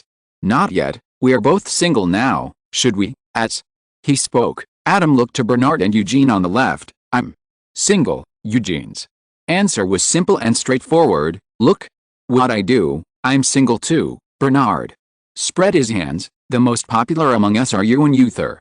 You guys should be the first to be single, probably. Because of his bloodline, Adam's appearance combines the advantages of Eastern and Western looks, making him the prettiest among the 5 handsome boys. Uther also looks a bit exotic because of his mixed race. Oh, Adam and Uther are very popular, MRS. Mercy looked like a badger eating a melon. Then why are you still single? Don't you have anyone you like? I have no intention of finding a partner in the UK unless she emigrates to Egypt as completely as my mother did. Uther shrugged. Mrs. Mercy was a little stunned when she heard this answer, but the main purpose of her inquiry was not for Uther. After nodding with an understanding expression, Mrs. Mercy looked at Adam curiously. Well, it's true that I'm not very excited. Oh? Do you think those girls are not pretty enough? It has nothing to do with whether the other person is good looking or not. But we had no emotional basis before this. I think that even if love is not as formal as marriage, it is still something that needs to be taken seriously, so I don't want to be too casual. That's good. Not many children today are so responsible, MRS. Mercy's eyes lit up, and then she asked, so, there are actually girls that I think are pretty? Is there anyone suitable for Cologne? Cough. Cough. Cologne almost choked on his nose when he took a sip of Coke. I just want to ask, what kind of girl do you think is good looking? Feeling her son's rejection of the blind date, Mrs. Mercy returned to the topic with some regret. Well, this question is a bit broad. It mainly depends on your eyesight. Oh. Let me be more specific. Do you think the one with long hair or the one with short hair looks better? I think. Do you prefer someone older than you or someone younger than you? What about height? Adam is very used to this kind of greetings. It feels like he was asked by relatives and elders during the Chinese New Year in his previous life. In fact, you don't need to answer such questions too seriously. because the person asking the question is actually not very serious as long as you give a casual answer with a serious face, and it is not an obvious read reply. It can keep the topic going, but Colin was breaking out in a cold sweat at this time. He had already heard what his mother wanted to do. She wanted Adam to become his brother-in-law. His mother has already pinpointed the question as to whether she can accept her future partner engaging in work related to magical animals, recalling the impressions this sister, who is 10 years older than me, left on me since childhood, sprinkling cattail feed on myself, causing me to be surrounded by a group of catkins, sled drifting, throwing me away and falling into Yuchi animal dung. They used silver-painted fortune teller eggshells to pretend to be bird and snake eggshells to defraud themselves of their pocket money. Colin immediately put on a mask of pain. Doesn't this push Adam into the pit of fire? No. He can't sit back and watch this happen. Adam's happiness is saved by me. Ah. Look what time it is now. We have many plans to visit Hogsmeade, Cologne. Suddenly interrupted Mrs. Mercy in Adam's chat. Huh? Oh, Adam. Glanced at Colin doubtfully, and then nodded calmly at the hint in Colin's eyes. Indeed, it feels like other than him, Uther, Bernard and Eugene are not very adaptable and have no sense of participation. If this cannot continue, it is better to go shopping for a few more rounds, or return to the castle early. After saying goodbye, Mrs. Mercy reluctantly sent away several of her son's classmates, especially Adam, who was walking at the end. Then she took her son back home and closed the door behind her. Mother, Colin, who had not yet left, looked at his mother with an innocent and confused look, trying to awaken maternal love. Stop doing this, Mrs. Mercy viciously reached out and pinched Colin's nose, shaking it from side to side. What's wrong with you? Didn't you see that I was helping your sister find the way? Hey, what are you exploring? My sister is 10 years older than Adam. Colin shook his head and broke away from Mrs. Mercy's hand. He rolled his eyes and rubbed his red nose. What's wrong with being 10 years older? I'm 4 years older than your father. Is there a big difference between 4 and 10? Mrs. Mercy finished speaking plausibly, and then sighed. Oh. I was a little worried when I found out that your sister fell in love with your classmate before, but now it seems that they are a good match. Adam seems to be a reliable child, and he has already made plans for the future. He will work in the future. The place is not far from home. Cologne? Wait. Mom, why do you think sister likes Adam? Colin wondered whether the posters in Kelly's room were of gypsies showing off their abs while clapping their tambourines, or of Quidditch players riding broomsticks. Judging from the skin color and figure, he believed her mother when she said that Kelly was in love with Uther or Eugene, but Adam. Could it be that Kelly had seen Adam take off his clothes? Didn't you hear Kelly talking about Adam all the time? Even if Adam's cooking is delicious, can it make people become like that? Why am I not so exaggerated? Kelly must have fallen in love with Adam. Mrs. Mercy rolled her eyes, and then looked at her son, who didn't care about love, with regret. You should also be more sensitive to such things. Don't be stupid enough to not see that the girl likes you. Mom doesn't ask for much, even if you bring me ale. Okay, Mom. Cologne interrupted his mother. How old am I now? It's too early to think about such things. And will I be obsessed with Adam because of the delicious cooking? At this point, Cologne's expression was a little complicated. Why don't you try a few more bites of your own cooking? Mrs. Mercy frowned, always feeling that something was wrong with her son's words. By the time she reacted, Cologne had taken the opportunity to open the door and run away. You little bastard. Looking at her son's running figure, Mrs. Mercy was furious, but then she frowned. Am I really wrong? Let's try a few of my specialties tonight. Even if there is a difference with Adam's, it can't be that big, right? Huh? I'm back, returning to the team at the intersection not far from home. Cologne wiped his sweat. What? Did Auntie talk to you again? Oh, nothing. Faced with Adam's question, Cologne couldn't help but look away. Just told me to study hard in school and not make trouble. Oh, Adam didn't doubt it and looked at the others. Where are we going next? Well, I don't have any plans. I'll go with you. Uther shook his head. Then, let's just stroll around, Bernard suggested, and everyone had no objection, so they just walked along the path. Soon they came to the door of what seemed to be a store. The store's sign was tattered, as if it was not a clean storefront. The Cigna group of people couldn't help but frown slightly. Chapter 115, Prepare to hand out knives. What is that place? A recycling station. It seems there is no such thing in the wizarding world. Bernard, Adam, stared at the sign for a while, and finally made out what the crooked words on it said. The Hog's Head. That's the Hog's Head. Uther looked at Colin, who exclaimed beside him and couldn't help but say, "Didn't you grow up in Hogsmeade? Why don't you know the Hog's Head? That's a bar. I've only been to the Three Broomsticks twice with Kelly, not to mention this." Colin looked at the Hog's Head, which was obviously dirtier than the Three Broomsticks, and his eyelids jumped. A bar. Then Colin turned around and planned to leave. "Let's go. There are sometimes a lot of weird people in places like this, so it's best not to get close." Oh, hearing Colin's words, Bernard's eyes lit up. Weird people, a dirty bar. Isn't this a black market or illegal trading gathering place? Adam's eyelids twitched when he heard it, and he looked at Colin. "Why did you remind him?" 2 minutes later, Bernard successfully persuaded everyone to go to the Hog's Head with him. "I advise you not to hold your hopes too high." Adam sighed and poured cold water on Bernard, who was waiting in high spirits. "The owner of the Hog's Head is Professor Dumbledore's brother. Even if someone conducts illegal transactions in private, it is unlikely to become a black market." Professor Dumbledore's brother, Uther glanced at Adam. "Adam, who knows everything, you know this again, since you plan to open a shop in Hogsmeade Village. It is reasonable for me to do a good research on Hogsmeade Village in advance, right?" Adam looked as if it was a matter of course pushing open the door of the Hog's Head. Bernard's eyes dimmed a little after scanning the area. The cups on the bar counter were covered with a layer of turbid oil, and there were several drunkards lying on the table in the corner. There was a pool of vomit on the ground that had not been cleaned up. All this showed that this place was indeed, as Adam said, it was just an ordinary bar, and a very low-level one at that. The only thing that made people's eyes brighten, but also confused, was the portrait on the wall of the bar.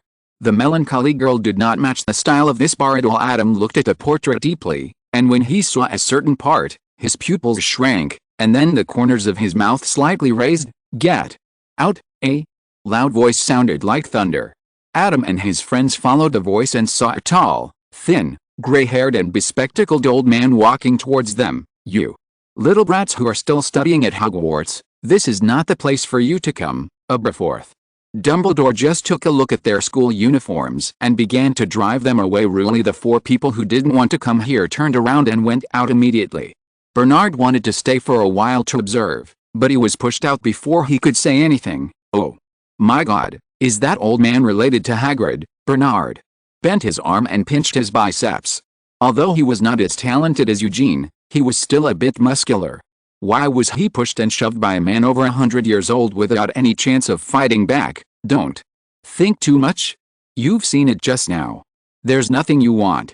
Let's go." Adam sighed and patted Bernard on the shoulder. "If you really want to see something exciting, I'll recommend a place to you when you can beat Uther and me in duels." "Huh? How does this have anything to do with me? Aren't you in need of a sparring partner?" "Bernard's hobby is a bit dangerous. You can improve together." Uther really learned a lot from Professor Flitwick.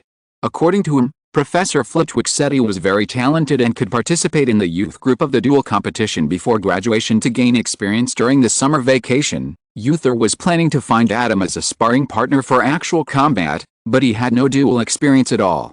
Even if Adam didn't use the magic he learned from the Clow Cards, who could bear the fact that all the combat spells were silent and wandless? As for forcing Adam to use O1 to perform the casting movements and recite the spells before casting, let's not talk about whether Adam can get used to it. Uther's face is not thick enough to that extent. Looking at Bernard with a burning gaze, Uther nodded after a little thought. "This seems to be a good idea. It just so happens that Cologne and Eugene are going to train Quidditch next, and Adam is going to be an assistant coach. They are missing 3 brothers who play together. They don't know what to do in their spare time except helping Adam set up a stall. Now they have something to do." Bernard actually had some objections to this request at first. Let's not talk about whether he can beat Uther, but when he can beat Adam. Isn't it Adam who has the final say? But after thinking carefully, Adam is not the kind of pedantic guy who says it's not good to go to the black market, so I won't let you go to the black market. He would only stop me because my strength is not enough to return safely from the black market. After thinking about this, Bernard accepted this request. He didn't know the black market for wizards, but he knew the black market for muggles. If you don't have enough strength to go to the black market, you will be sent to the door.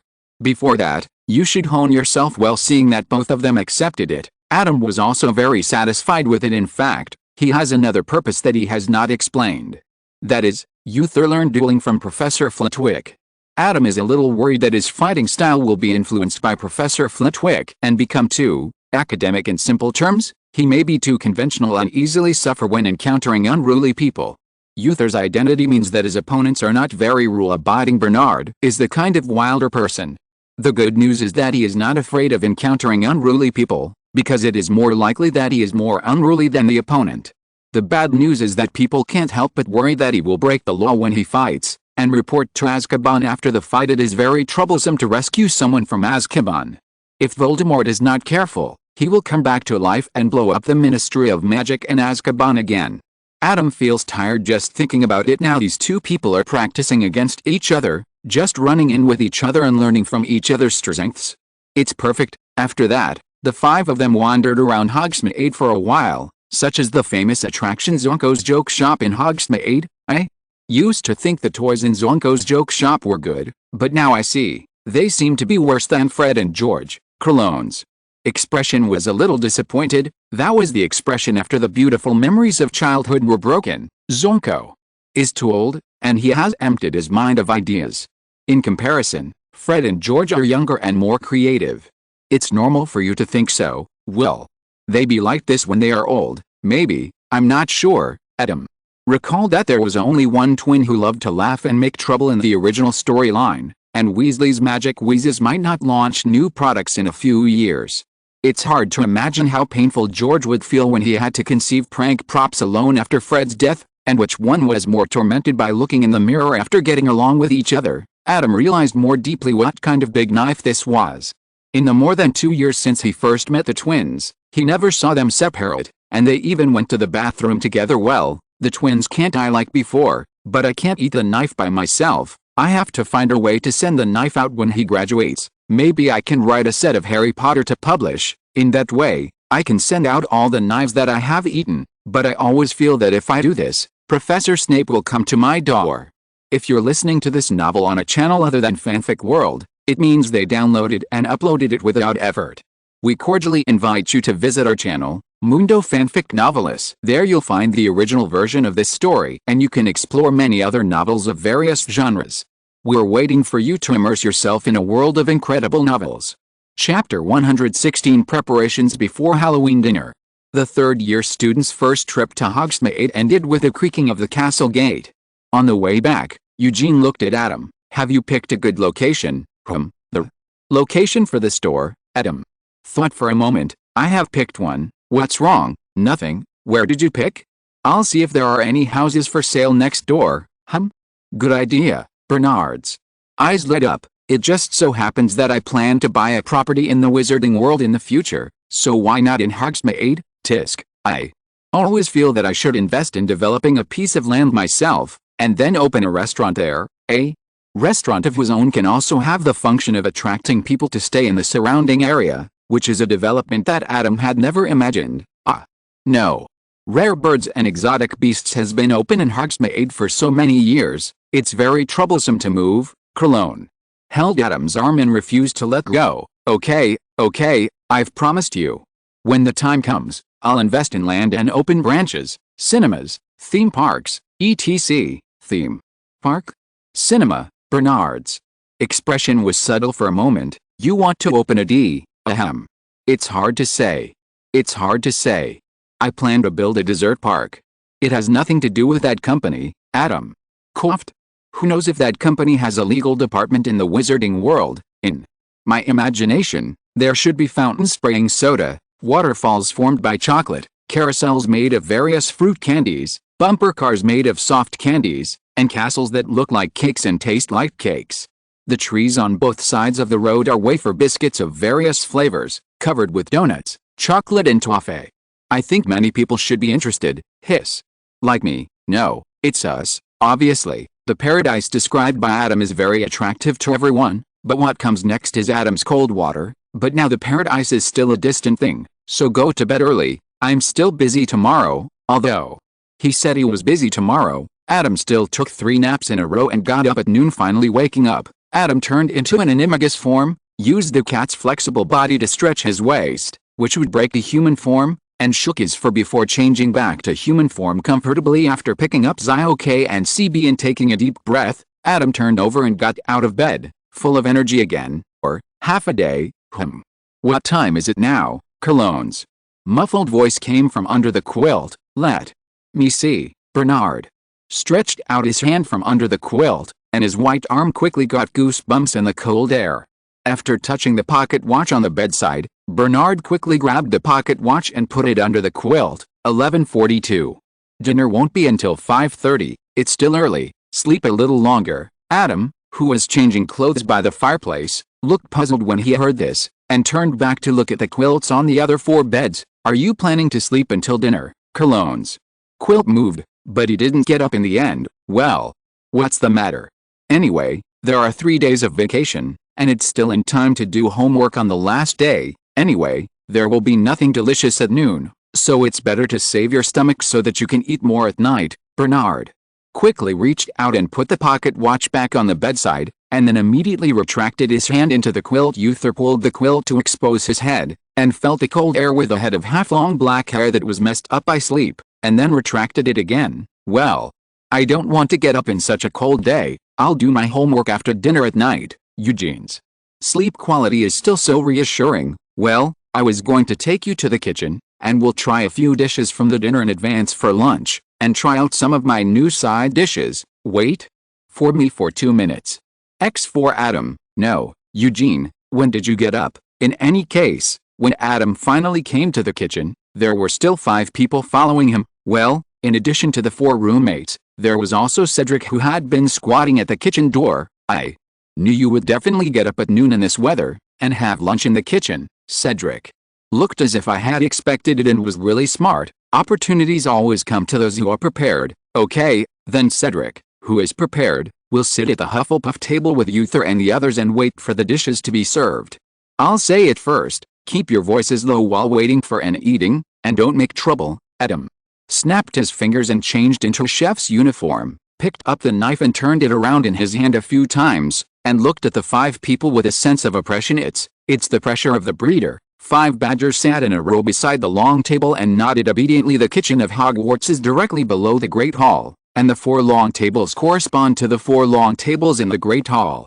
Professor Dumbledore's magic is to summon the delicacies on the long table in the kitchen to the corresponding long table in the Great Hall. Directly above Uther and the others chose the seats they usually sat in the Great Hall, and then watched with admiration as Adam skillfully directed the group of house elves, assigned tasks to each of them, and made the entire kitchen start like a precision-operated machine. While the house elves began to make preliminary preparations for the dinner, Adam took out the materials that he had prepared halfway last night and started processing them. After nearly half an hour, he walked towards them with pots, bowls, plates and kettles floating behind him. Professor Scamander said that he prefers vegetarian food and can't eat spicy food, so I specially prepared a few dishes for Professor Scamander for this dinner. Can you help me see if they suit his taste? A plate with white roses fell on the table first, and each rose had a different color of sauce on it. Colorful yam puree. I made 4 flavors of blueberry jam, cherry jam, raspberry jam and osmanthus honey, which can be regarded as appetizers or desserts. Which flavor do you like better? Everyone has become accustomed to the communal dining system under Adam's training, and even learned how to use chopsticks. With Adam's explanation, they have divided up those white and crystal roses. Delicious, really. Delicious, don't just sigh. Which one is better? The 5 people looked at each other, tasted other flavors, and finally looked at Adam. They're all delicious. Then they couldn't help but look behind Adam. Forget it. You are used to hard times, and you shouldn't have too much hope that you can give professional evaluations. Looking at the empty plates and the 5 people whose minds have already flown to the other dishes behind him, Adam covered his face with his hand and waved his other hand to control the other dishes in the air to fall on the table. Winter bamboo shoots fried with black fungus, candied sweet potatoes, eggplant, 4 happiness roasted gluten, shepherd's purse tofu soup, ding hu shang su, and finally this boiled cabbage, etc.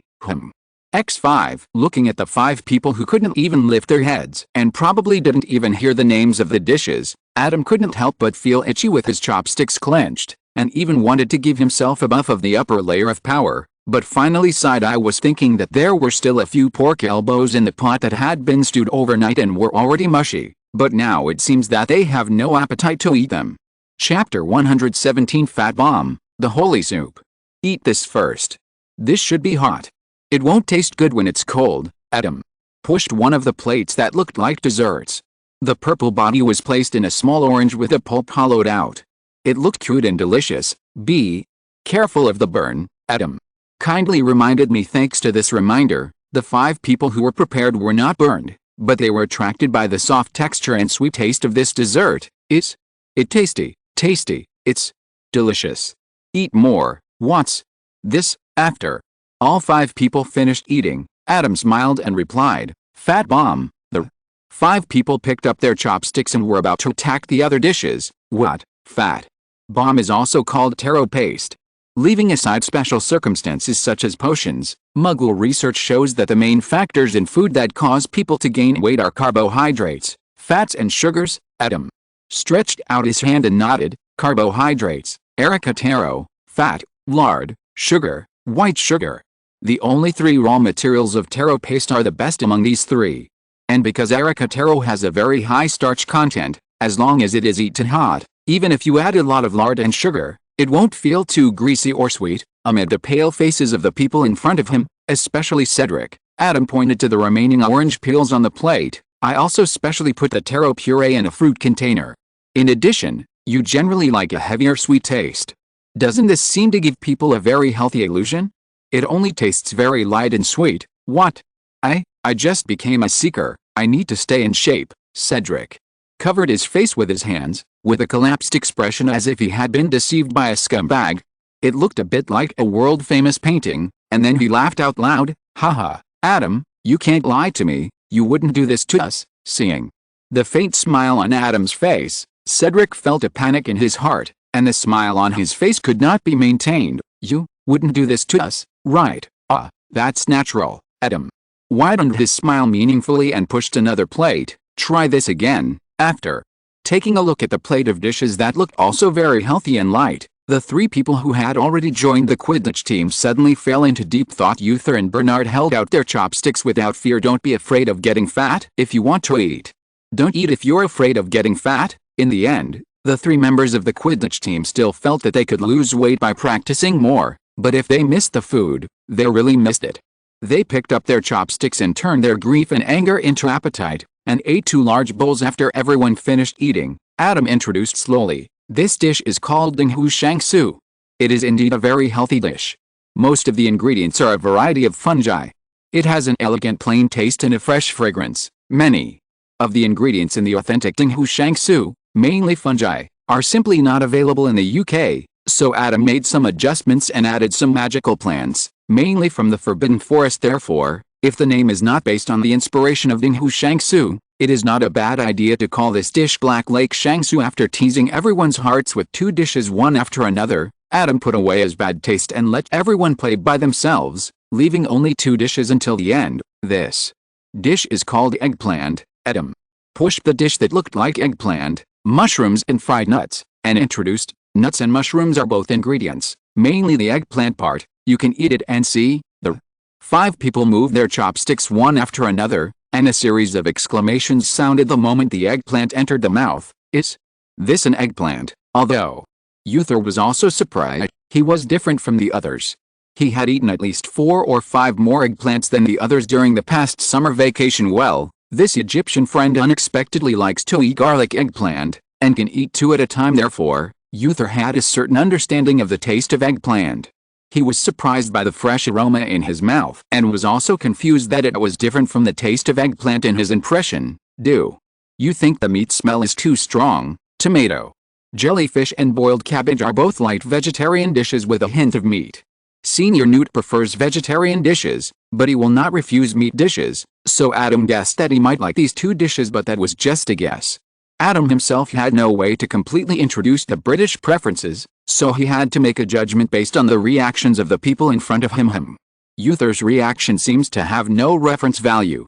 He is just for fun. No, it's very delicious. Bernard held out his chopsticks for a long time, and finally couldn't help but pick up the spoon and took the macadamia nut into his mouth.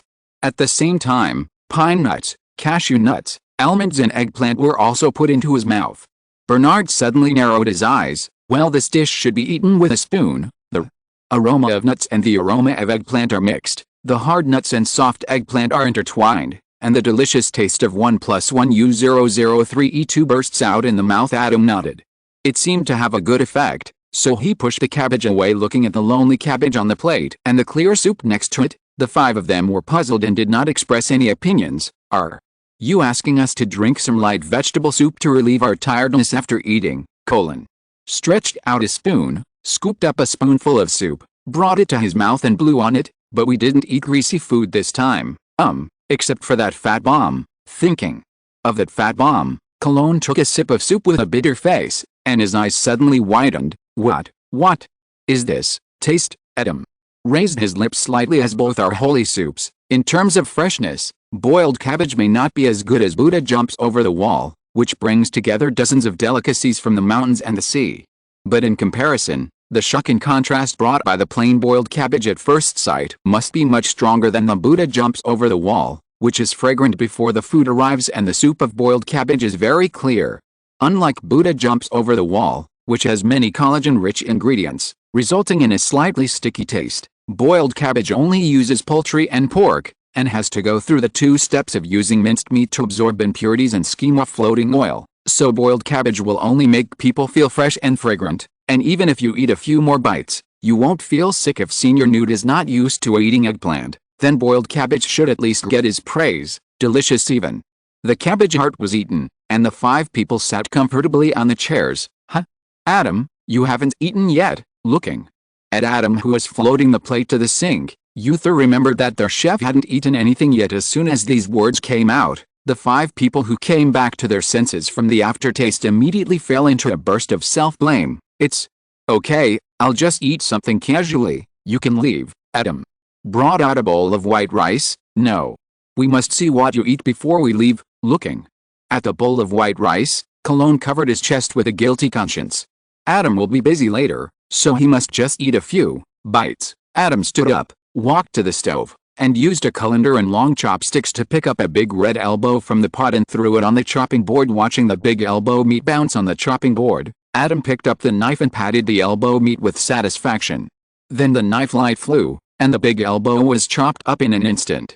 Adam poured a few spoonfuls of stewed elbow soup on it. The sound of the plate with elbow meat being placed on the table sounded, and the 5 people's hanging hearts also broke. A bowl of rice, a dish, a bowl of soup. Just eat a little, as Adam said. He picked up the kettle filled with boiling cabbage soup, poured himself a bowl of soup, then put the rice into the elbow and mixed it well, and put a spoonful into his mouth. This is what you want to see. The 5 people looked at each other silently, and read the same meaning in each other's eyes. I'm so greedy, I want to eat, but I can't eat any more. Chapter 118. Professor Dumbledore, I should be under the car.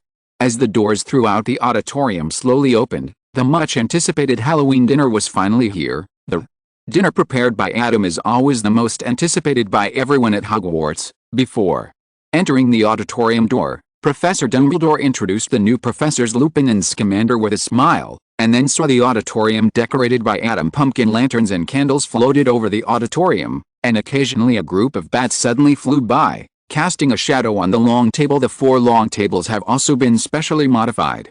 For example, Hufflepuff's long table was made into a shape covered with devil's net. This is a Hufflepuff looked at a bone-white palm protruding from the devil's net. He couldn't help but swallowed. He reached out and broke off a phalanx, brought it to him and smelled it. It smells like toffee. Wow. This is so cool. Ron tentatively stretched out his hand towards the headless armor with only the upper body in front of him. Can this be eaten too? Oh wow. The headless armor suddenly raised its hand and reached towards Ron, who was immediately frightened so much that his hair exploded. Calm down, Ronnie. This guy just wants to buy you some candy. Yes, you should be bolder. Remember to say thank you to him. A familiar voice came from behind, and Ron could imagine the 2 identical evil smiles without looking back. He took a closer look, and sure enough, the armor's outstretched hand was holding a few candies. The colorful outer packaging is the cheapest kind of fruit candy in Adam's shop, If you put it here, you will know that it is not Adam's handiwork. Did you do it, Ron? Looked back at Fred and George angrily. Oh, little Ronnie, why do you miss your brother so much? Fred clutched his chest and looked at George with a hurt expression. That's right. In your eyes, do we only do low-level pranks like this? George sighed sadly. Isn't it? Hey, if it were the two of us, at least it would be like this, the two brothers said as they took Ron's hand, stuffed something into his hand, and then left gracefully. Happy Halloween. Ron lowered his head and glanced at the palm of his hand. A black spider that was still moving moved its 8 legs and was about to crawl up his wrist. Ron waved his arms desperately with a look of collapse, and the spider drew a parabola in the air and flew to the Slytherin table next door. A cough. Cough cough. What is it? Draco just opened his mouth to take a bite of beef Wellington, but something strange flew into his mouth, melting in his mouth and spreading a brown sugar flavor between his lips and tongue. It's quite delicious. After 3 seconds of silence, Draco looked around and found no one with a strange expression, so he gave up the investigation and continued to enjoy the steak Wellington. Seeing the hilarious scenes of his classmates, Professor Dumbledore smiled and nodded before looking at the villain in front of him on the teacher's bench. There is a small statue in front of each professor. Is this fondant, Professor? Dumbledore reached out and touched it, and the touch from his fingertips told him that it didn't seem to be fondant, but more like dry and solidified dough. After confirming that the figure was strong enough, Professor Dumbledore brought his little figure in front of him and observed it carefully. About 5 inches tall, the 4-headed Q version of Professor Dumbledore holds Fawkes up and seems to be talking to him. Unlike the previous fondant, which was completely realistic, the expression is also in a 2-dimensional style, making it look very childlike. Professor Dumbledore glanced at Professor McGonagall next door. Her little figure was holding the sorting hat in her left hand and a parchment in her right hand, preparing to sort into different houses. The cute little figure perfectly restored the scene at that time. That's great. Recalling that Lupin came to him because of some abnormalities in Adam's bog art, Professor Dumbledore couldn't help but shook his head in his heart. How could such a person who loves life, classmates, and teachers have anything abnormal? Woolen cloth. It is precisely because of children like this that the conspiracies in the magical world can be thwarted time and time again. Before Adam came, Professor Dumbledore's eyes swept over Harry and then looked at Professor Scamander. Huh? Exclamation mark. Professor Dumbledore fell silent when he saw the small, large, scape in front of Professor Scamander. It is also a villain similar to other professors. Professor Scamander's villain is obviously when he was young. He is wearing a windbreaker and carrying a suitcase. A niffler with a gold chain around his neck is opening a box from the opening. He got out and tried to escape. In addition, there is a Botricle sitting on Newt's shoulders, a Thunderbird with the wings spread behind him, a poison-horned beast, 3 manticores. The footprints are in. Is there an invisible beast in the corner? Yes, Professor Scamander's villain has a crazy set added at his feet. It wasn't until the gold plates and bowls containing various delicacies appeared on the table that Professor Dumbledore sighed and convinced himself to accept the matter. Even if you love your teacher, there must be a difference in degree between love and devotion. Just like being a Hufflepuff, isn't Professor Sprout also? Thinking of this, Professor Dumbledore's mind suddenly flashed back to the funded cake that Adam made for Professor Sprout last year. Tisk. Suddenly I feel that the food in front of me is not so fragrant. The boiled cabbage is here. The cabbage heart of the boiled cabbage will become soft and fall apart after soaking in the soup for too long, so it must be eaten on the spot. It is too hard for the house elves to be responsible for 4 colleges, so Adam personally served this dish to the professors, definitely not because he wanted to listen to Professor Scamander's evaluation of the dinner up close. At this time, Adam did not do it too obviously, starting with Professor Dumbledore pouring the broth from the pot into the plate in front of him. When the cabbage heart bloomed like a lotus in the broth, Professor Dumbledore looked at Adam with some resentment. However, Adam did not receive it. After pouring the soup for the professors one by one, he came to Professor Scamander very naturally. Professor Scamander, do you like the dishes tonight? Oh, of course, Professor. Scamander quickly wiped his mouth with a handkerchief and turned his head with a smile. This is the most sumptuous dinner I have ever attended. Oh, right, Professor. Scamander turned back and carefully picked up the integrated figurine. I want to ask, is this also edible? How long can it be preserved? Of course you can eat it, as long as you want. If you avoid direct sunlight and put it in a cool and dry place, it can be preserved for at least 10 years. When Adam was making it, He was aiming to make it into decoration, so basically the physical properties are changed according to metal, which also leads to the fact that these figurines can only be eaten by ingestion. Of course, for hygiene reasons, if you want to eat it, it's best to eat it within a week. Okay, thank you, Professor. Scamander touched the details of the figurine, and obviously had no intention of eating it, and even his eye sockets were slightly red. Adam then remembered that according to the time, the magical animals on this figurine should have almost died by now. Careless Adam, who didn't consider this, could only add a plate of dessert in front of Professor Scamander, hoping to comfort him. Ahem. Adam, come here. Suddenly, Professor Dumbledore coughed and waved to Adam. Chapter 119 An Extraordinary Night.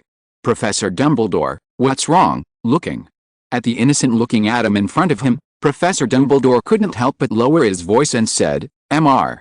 Reed, I must remind you that as a chef, it is unethical to cook for someone at a banquet. Forgetting the candy before, he took a sip of Fox.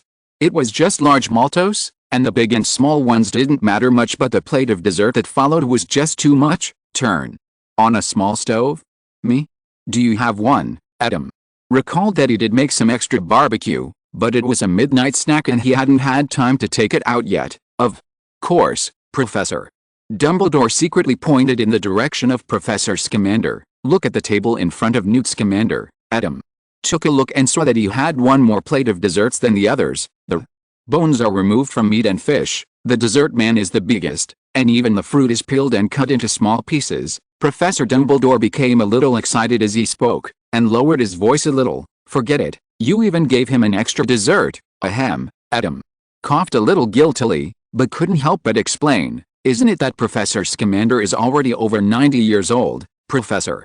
Dumbledore glanced at the white beard on his chest and couldn't help but remind Adam, he was also my student back then, and I'm much older than him. Adam was speechless for a moment, and finally choked out, really? Professor, you take good care of yourself, Professor Dumbledore, @%, and Professor Scamander is not a new professor. He has only taught us for 1 year. Of course, he must take good care of him. What about Professor Lupin? Hearing Professor Dumbledore's faint question, Adam didn't feel guilty at all this time. How old is Professor Scamander, and how old is Professor Lupin? No matter what, Adam still added a dessert to the other professors before returning to the Hufflepuff table. Oh, Adam, you are finally back. We left it for you. On the plate in front of Adam, the dishes everyone left for him piled up into a small mountain, and the various containers in front were almost empty now. As the saying goes, a young man eats a poor man. Especially when the food is delicious enough, the few remaining dishes are too troublesome to eat because they are fish badgers who still have more to say. You have a lot of ambition but not enough ability. Eugene, who moves his chopsticks crazily. Doesn't this illustrate the importance of learning the skill of picking fish bones? By the way, Adam, didn't you say there was a surprise? What was the surprise? Surprise. Isn't it on your plate? Plate. Ernie glanced at the plate in front of him. Apart from the bones, there was only, is it this copper nut? I thought you accidentally included it. Ernie couldn't help but frowned as he said, so, the surprise is a copper nut. Although it is indeed satisfying to pay for food, but it is still far from the surprise they imagined before. No, you'll know when you're halfway through eating. Adam sold himself out in the middle of the dinner. Adam stood up and cast a loud spell on himself. Everyone, you may eat the copper nuts I put in any food at the banquet that can hide copper nuts. There are 10 copper nuts on the long table of each college. You are lucky enough to eat them. Those who can claim the final prize after dinner. The professors left first. Adam walked to the front and asked everyone to come forward with the copper nuts they had eaten before to receive the prizes. Students who have eaten copper nut, please come forward with your copper nut. A total of 47 people finally stood in front of Adam, each holding a copper nut in his hand and claiming that he had eaten it. This copper nut is specially made by me. Please use your brains. How could I use the copper nut that everyone has as a lucky draw tool? Adam unceremoniously eliminated 1 Gryffindor, 3 Ravenclaws and 6 Slytherins. Bang! The staff of darkness hit the ground heavily, and the gleaming spikes on it made the young wizards who wanted to say something else swallow their words. Professor McGonagall, Professor Snape and Professor Flitwick, who were waiting outside the side door of the auditorium to enter and award prizes, saw this scene and were a little confused for a moment. and exchanged slightly embarrassed looks with each other. Any other students want to try to find it? Just a reminder, every food you find must be eaten. Adam looked at the 4 long tables. Everyone looked at the remaining things on the table. Most of them shook their heads. Only a few of them took a small cake and stuffed it into their mouths with the mentality of giving it a try. It was obvious. Still not found. Adam also underestimated the delicious food he cooked. As long as they could still eat it, they would not stop, so Adam took out his wand and waved it, and a special copper nut flew from the Slytherin table to Adam's hand. Put the copper nut on the table, plus the original 37 copper nut on the table, a total of 38, and 2 more. Adam glanced at Gryffindor and Slytherin, who were missing someone, and was silent for a few seconds. You two have a great appetite, although the specially made copper nut tastes the same as copper nut. It is edible and should have been digested by now. Then these places will be considered invalid. Congratulations to the people in front of you for winning the final prize. The applause in the auditorium was not too enthusiastic. After all, it was someone else who won the prize, and everyone couldn't help but be curious about what this so-called prize was. Then, we invite the 4 deans to present the prizes to these lucky people. The few little wizards who were just eliminated felt a chill on their backs. Dean? Exclamation mark. The next moment, the side door was pushed open, and the 4 deans who had just left walked into the auditorium again. 3 of them glanced at the team of their own academy with unfriendly eyes. Professor McGonagall walked to Adam's side. Adam, please give me some time. I have something to say before the award ceremony. Of course, Professor. Adam gave up the speaking position on the podium, and Professor McGonagall stood up and said, "Those who tried to cheat just now, deduct 50 points. For everyone. In addition, they will be put in detention. Your respective deans will find you later." After that, Professor McGonagall nodded to Adam. "I have finished what I want to say. You continue." Adam returned to the podium, looked at the people who were wilting and couldn't help shaking his head secretly. Even if the professors did leave, you were caught cheating in front of the whole school. Do you still think that the professors will not come after you? Every lucky person gets a thick stack of redemption coupons, which can be exchanged for corresponding candies from Honeydukes Candy Store. It's convenient for you to take the coupons. If you like, you can redeem them directly. They are valid for this school year. Well, I want to redeem them directly. Is that okay? Neville happened to be one of the lucky ones in Gryffindor. He blushed and took the stack of coupons and handed them to Adam. "I'm afraid I'll lose them if I keep holding them. Of course, it's a little late now, and you probably can't move so many candies." Adam took the coupons and used the elimination card to eliminate them with his hands. "Let's do this.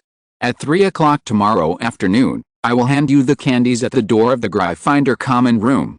You can call your friends to help you move them, okay?" Neville nodded decisively. However, Neville didn't know how many candies a stack of coupons could be exchanged for, and Adam also forgot that today would be an extraordinary night, in every sense. When Adam and his friends returned to the dormitory, finished washing up, and couldn't wait to take out the barbecue to have another midnight snack, the door of their dormitory was knocked. Colin opened the door, and outside was Cedric's serious face. "We found Sirius Black's trace. The professor asked us to go back to the hall." What smells so good? Chapter 129. In the auditorium. In the hall, students from 4 colleges gathered together, and the sky above the hall was filled with tangible resentment because the Gryffindor common room was invaded by Sirius Black. It was confirmed that the fugitive was now inside Hogwarts, and the professors planned to patrol all night to catch him. At the same time, the castle was no longer safe, and of course the students could not continue to be allowed to disperse. At this time, the floor of the hall was covered with purple sleeping bags, which were conjured by Professor Dumbledore. Everyone had to make do with it here for one night tonight, but this was not the main reason for the gathering of resentment in the hall. The sleep on the soft big bed was destroyed, and having to sleep on the floor of the hall with all the students in the school was certainly infuriating, but the fragrance wafting from the door of the hall was even more mouth-watering. The aroma of grease, cumin and unknown spices was baked through the crack of the door, which was vague and made people drool. Especially those who were close to the door could even hear the crackling sound of the burning charcoal outside the door. Adam had no choice but to let the barbecue get interrupted, and there was only so much barbecue in total. And he had never thought of exposing the ability of the double cards, so there was no choice. For the mental health of other students, they had to finish eating outside the gate before going in. Professor McGonagall Are you really not going to have a skewer? Adam looked at Professor McGonagall, who was guarding them outside because he was worried about their safety. No need, Adam. Gulp. You guys eat. I'm full enough for dinner, Professor. McGonagall leaned against the wall, with his back to Adam and the others, and couldn't help swallowing his saliva when he smelled the smell. Adam's expression was a little settled. Professor McGonagall, you said you were full, but you turned your back to us. If you turned around, I don't believe you would have nothing in your eyes. Woo. Woo woo. The person closest to the gate happened to be a Hufflepuff. He vaguely heard the conversation between Adam and the others, and couldn't help biting the edge of the sleeping bag and tearing it twice, and the wail of a hungry badger came out of his mouth. He really wanted to push the door open and rush out now. Professor McGonagall is not hungry, but I am. I couldn't eat any more, but when I tasted this, my stomach seemed to be stretched without a trace, and I felt that I could eat a little more. Looking at Professor McGonagall's back, Adam sighed in his heart, stretched out his hand and grabbed a skewer of grilled fish and picked it up, took it. Adam turned his head and saw Eugene looking down at the ground, but his two hands silently grabbed the opposite end of the skewer. And his fingers holding the skewer were even slightly white. This is the only grilled sorry. Just, even if it's for Professor McGonagall. Adam let go of his hand speechlessly and changed to a skewer of enoki mushrooms and shiitake mushrooms. Fortunately, although Professor McGonagall is a cat, she is not so keen on eating fish, as long as it is fresh enough. Professor McGonagall, please eat a little. You will have to patrol all night soon, so you will definitely be hungry. Professor McGonagall looked at the skewers that were brought to her mouth and swallowed her saliva. Then, I will just eat one skewer at random, thank you. It was already brought to her mouth, and it would be a bit rude to refuse it. After all, it was a gift from the students.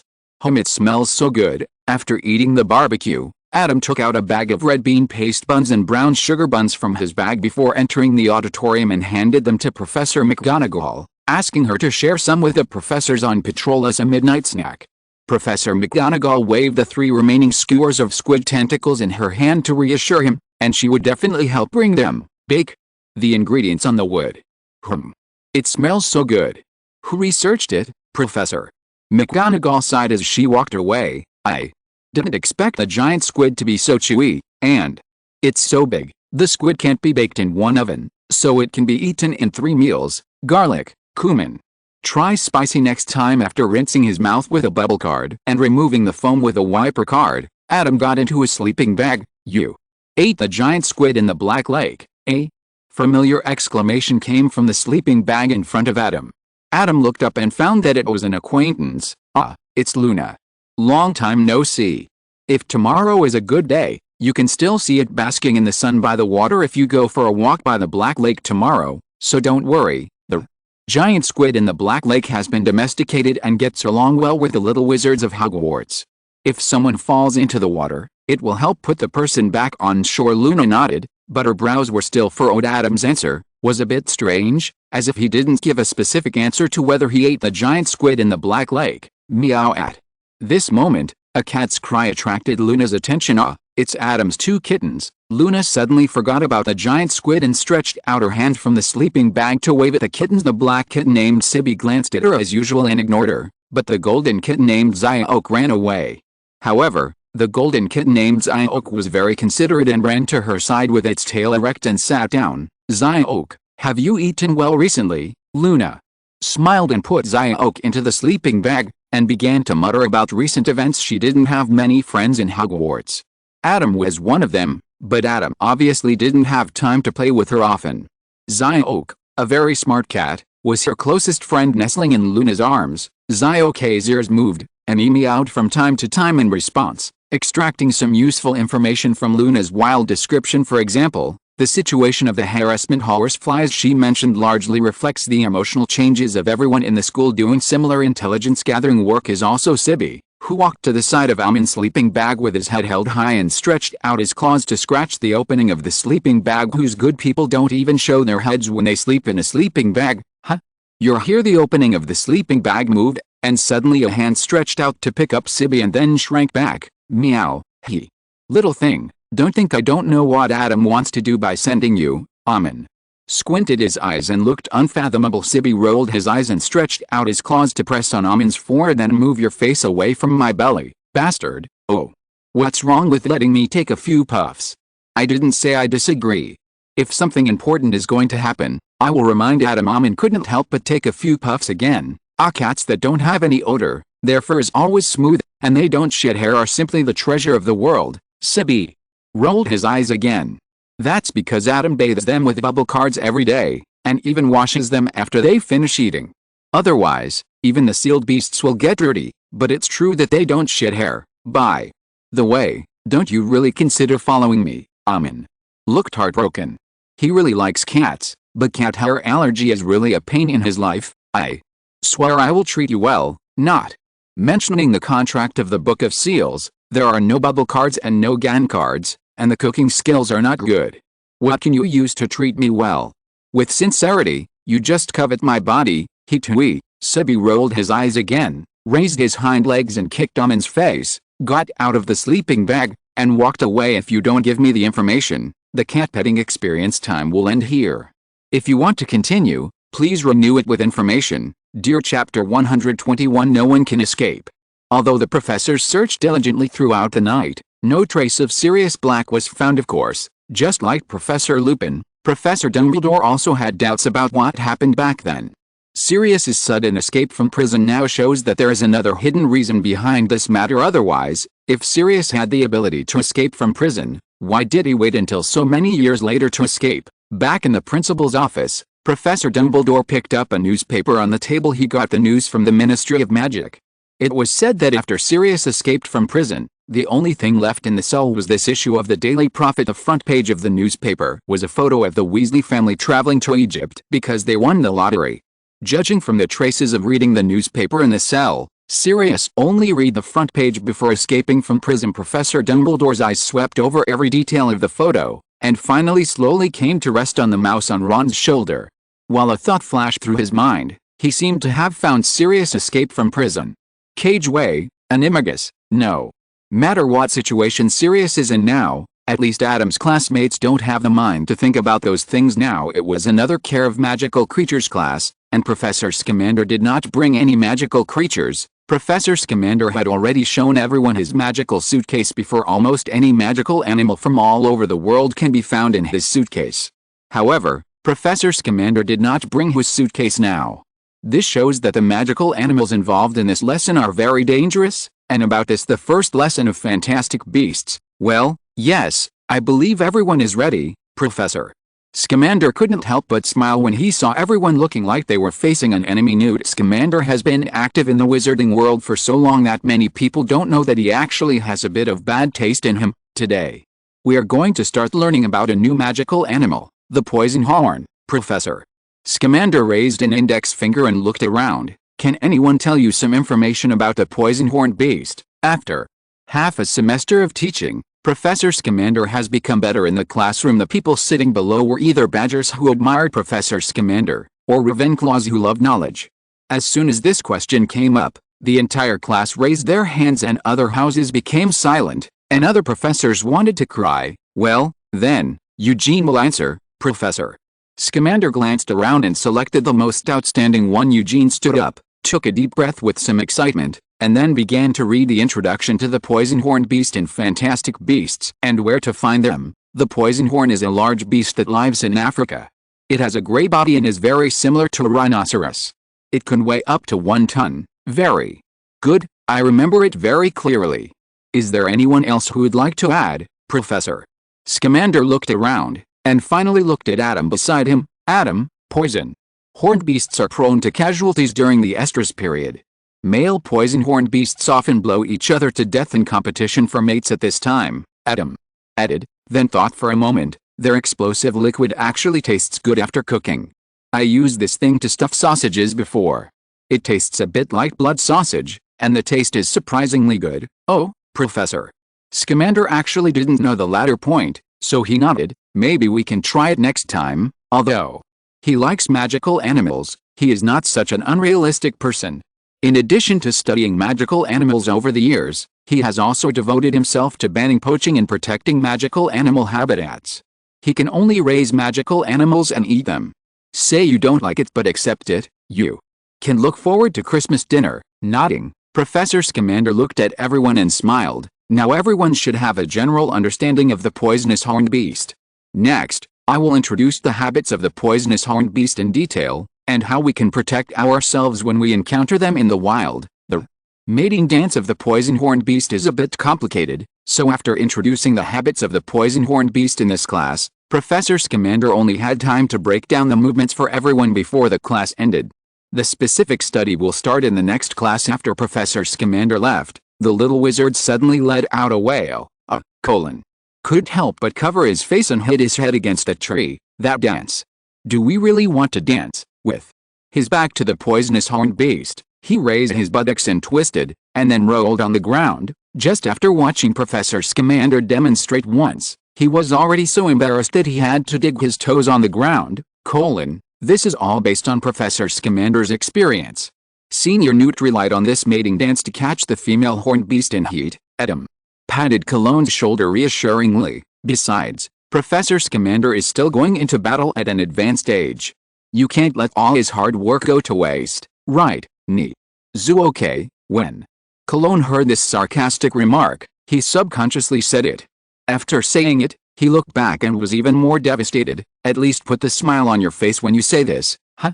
Am I smiling? Adam stretched out his hand and touched the raised corner of his mouth. Oh, I was born with smiling lips. PFFT, Adam, you're going too far. Looking at the laughing Adam and Cologne, Uther couldn't help but pinch his eyebrows when he thought of the dance that made people's eyes darken otherwise. He should go find the Weasley twins and buy some quick-acting skip-a-school candy. Right, he doesn't want to dance that dance either. Although there are not many young wizards who have the idea of quickly skipping school candy, it is not impossible. Especially Ravenclaw. Most of the Hufflepuff Badgers thought that this was Professor Scamander's class and could bear it with gritted teeth, but the Ravenclaw eaglets had no such worries as for the little wizards who had such thoughts. Adam smiled slightly. Did he know that he was also involved in the development of quick-acting skipping candy? He even bought a camera. Want to run? There are no doors, not to mention the windows. The skylights are all welded shut by you. From white essence to various magic potions, he has already prepared the antidote for all kinds of quick-acting truant candies no one can escape. All come to me for lessons, without waiting for everyone to worry too much about the next lesson on care of magical creatures, which involves learning the mating dance of the poison-horned beast. This year's Quidditch match kicked off on the weekend on the day of the competition. It started to rain heavily early in the morning. The dull thunder echoed in the thick clouds. The strong wind carried the raindrops, hitting the face and even making people feel pain. However, even if the weather is like this, the Quidditch match will not be cancelled, let alone heavy rain. Even if there's hail and the hail kills people, the most they can do is replace the player's game. Cancelled? Doesn't exist. Is this the sportsmanship of wizards? They are really, I cry to death. Bernard's muffled voice came from under the scarf. Why do you wear a scarf so well? Adam gave him a strange look. Is my umbrella not wide enough? Bernard, who was hiding under Adam's umbrella, pulled down his scarf and smiled. Wouldn't this make it more atmospheric? Everyone looked at him speechlessly. You have a lot of fun because the rain was too heavy. Adam stretched out his magic wand and held up an invisible umbrella, blocking the wind and rain from the 5 people. He could actually make the rain stop, but considering that the 2 sides in this game were Gran Fendo and Slytherin, there is actually no need to stop this rain. Chapter 122 Quidditch in the Rain. Gryffindor may be miserable in this game, Cedric spoke solemnly at the guardrail, and then took a mouthful of wind and rain. What, Adam? Did it hear clearly? I said. Can't you just be nice? Wrap me under your umbrella. Cedric put his hand to his mouth and shouted in Adam's direction. It's obviously just a step away. The years are quiet over there, but the cold icy rain here is hitting my face randomly. Is this appropriate? Adam raised his head and glanced at the invisible umbrella stretched out from his wand. It would look ugly if it expanded further. After thinking about it, Adam waved his magic wand in a pretentious manner, and a banana tree rose from the ground. Its leaves, which were specially enlarged, were layered above them to act as umbrellas. Then Adam raised his hand and broke off a plantain, peeled it off and stuffed it into Cedric's mouth. It's not raining now. Go on. Oh, huh? Cedric bit down the part of the banana in his mouth. The spreading sweetness made his eyes light up. He chewed the banana a few times and swallowed it. Then he repeated what he just said. The Gryffindor side of this game is not optimistic. By the way, what kind of curse do you have? You can actually grow bananas out of thin air. That's amazing. It's just like a summoning spell for orchids to bloom, Adam said casually. You just said that Gryffindor is not optimistic. Why don't you remember that at the Halloween dinner before, Slytherin was deducted a full 300 points? Cedric shrugged. This time they will definitely miss the Academy Cup, and they will be even more desperate for the Quidditch Cup. They will definitely use whatever means necessary. After saying that, Cedric stuffed the remaining half of the banana into his mouth at once. Adam watched Cedric eating half a banana effortlessly, and couldn't help but be silent for a moment. Although the banana he grew was not as big as a banana, it was almost as long as 2/3 of a forearm. Okay, Gryffindor and Slytherin have both had strong men who can swallow a copper nut in one piece. It seems that I, the great Hufflepuff, can do the same. While thinking this, Adam raised his hand and broke off another banana. He looked at the banana and then at Cedric, who swallowed a banana in his mouth. Why don't you try a challenge and take a bite of a banana? I'll try. Just when Adam and Cedric were studying the challenge of challenging the limits of the human body, with Mrs. Hooch's whistle, both parties took off together. Look! Adam, being pushed on the back by Cologne, Adam was distracted and glanced at the field. What he saw was a misty rain curtain, and only a little red and green shadows could be seen. What's the point of this? Might as well watch Cedric's performance. Hiss. Seeing Cedric swallowing the whole banana in one gulp, closing his mouth with difficulty, and then giving himself a thumbs up, Adam couldn't help but take a breath of air and applaud him at the same time. That's amazing. By the way, I heard that there is a legend in the Muggle world that if a light bulb is swallowed, it cannot be taken out. Do you want to try this again? As he spoke, Adam took out a light bulb from nowhere. Cedric, it's okay, take a deep breath, don't rush, don't bite the glass to pieces, it's normal that you can't open your mouth. After passing Basho's test, Cedric looked at the light bulb and stuffed it into his mouth with disdain, and as expected he couldn't take it out. Adam comforted him and moved his fingers again. The light bulb in Cedric's mouth shrank silently and was easily taken out by Adam. Hiss. I won't try this little dirty trick in life next time. Cedric rubbed his sore cheeks. Suddenly a wailing sound came from the field, and Adam couldn't help but turn around. What's that noise? It seems Malfoy fell off the broom. There was a bit of uncertainty in Cologne's voice, and he couldn't see clearly under such heavy rain. That's him. Eugene saw that flash of platinum color. Generally speaking, seekers need to be small in size so that they can fly faster and more nimbly, making it easier to catch the golden snitch, Cedric explained. However, in weather like this, Malfoy and Potter's size is at a disadvantage. Their size cannot withstand the violent wind and rain at high altitudes, and they will fall from high altitudes if they are not careful. Adam couldn't help but glance at him, and his eyes stayed for a moment on his bulging muscles that held up his robe. So at this time, our Hufflepuff seekers have an advantage. That's right, Cedric nodded. Size and other things can only affect temporary advantages and disadvantages. After all, what really determines victory or defeat is the skills of the Quidditch players. Both Eugene and Colin nodded in approval. Adam also nodded and glanced at I hope everyone is okay. It's a pity that people are really fine. Maybe it was because of the heavy rain. The muddy ground had a buffering effect, or maybe it was a professor who took action. In short, Draco only broke his nose, arm, and 3 ribs, and he could just lie down in the hospital wing for a while. The Slytherin team had to replace it with a new seeker, a rather burly boy.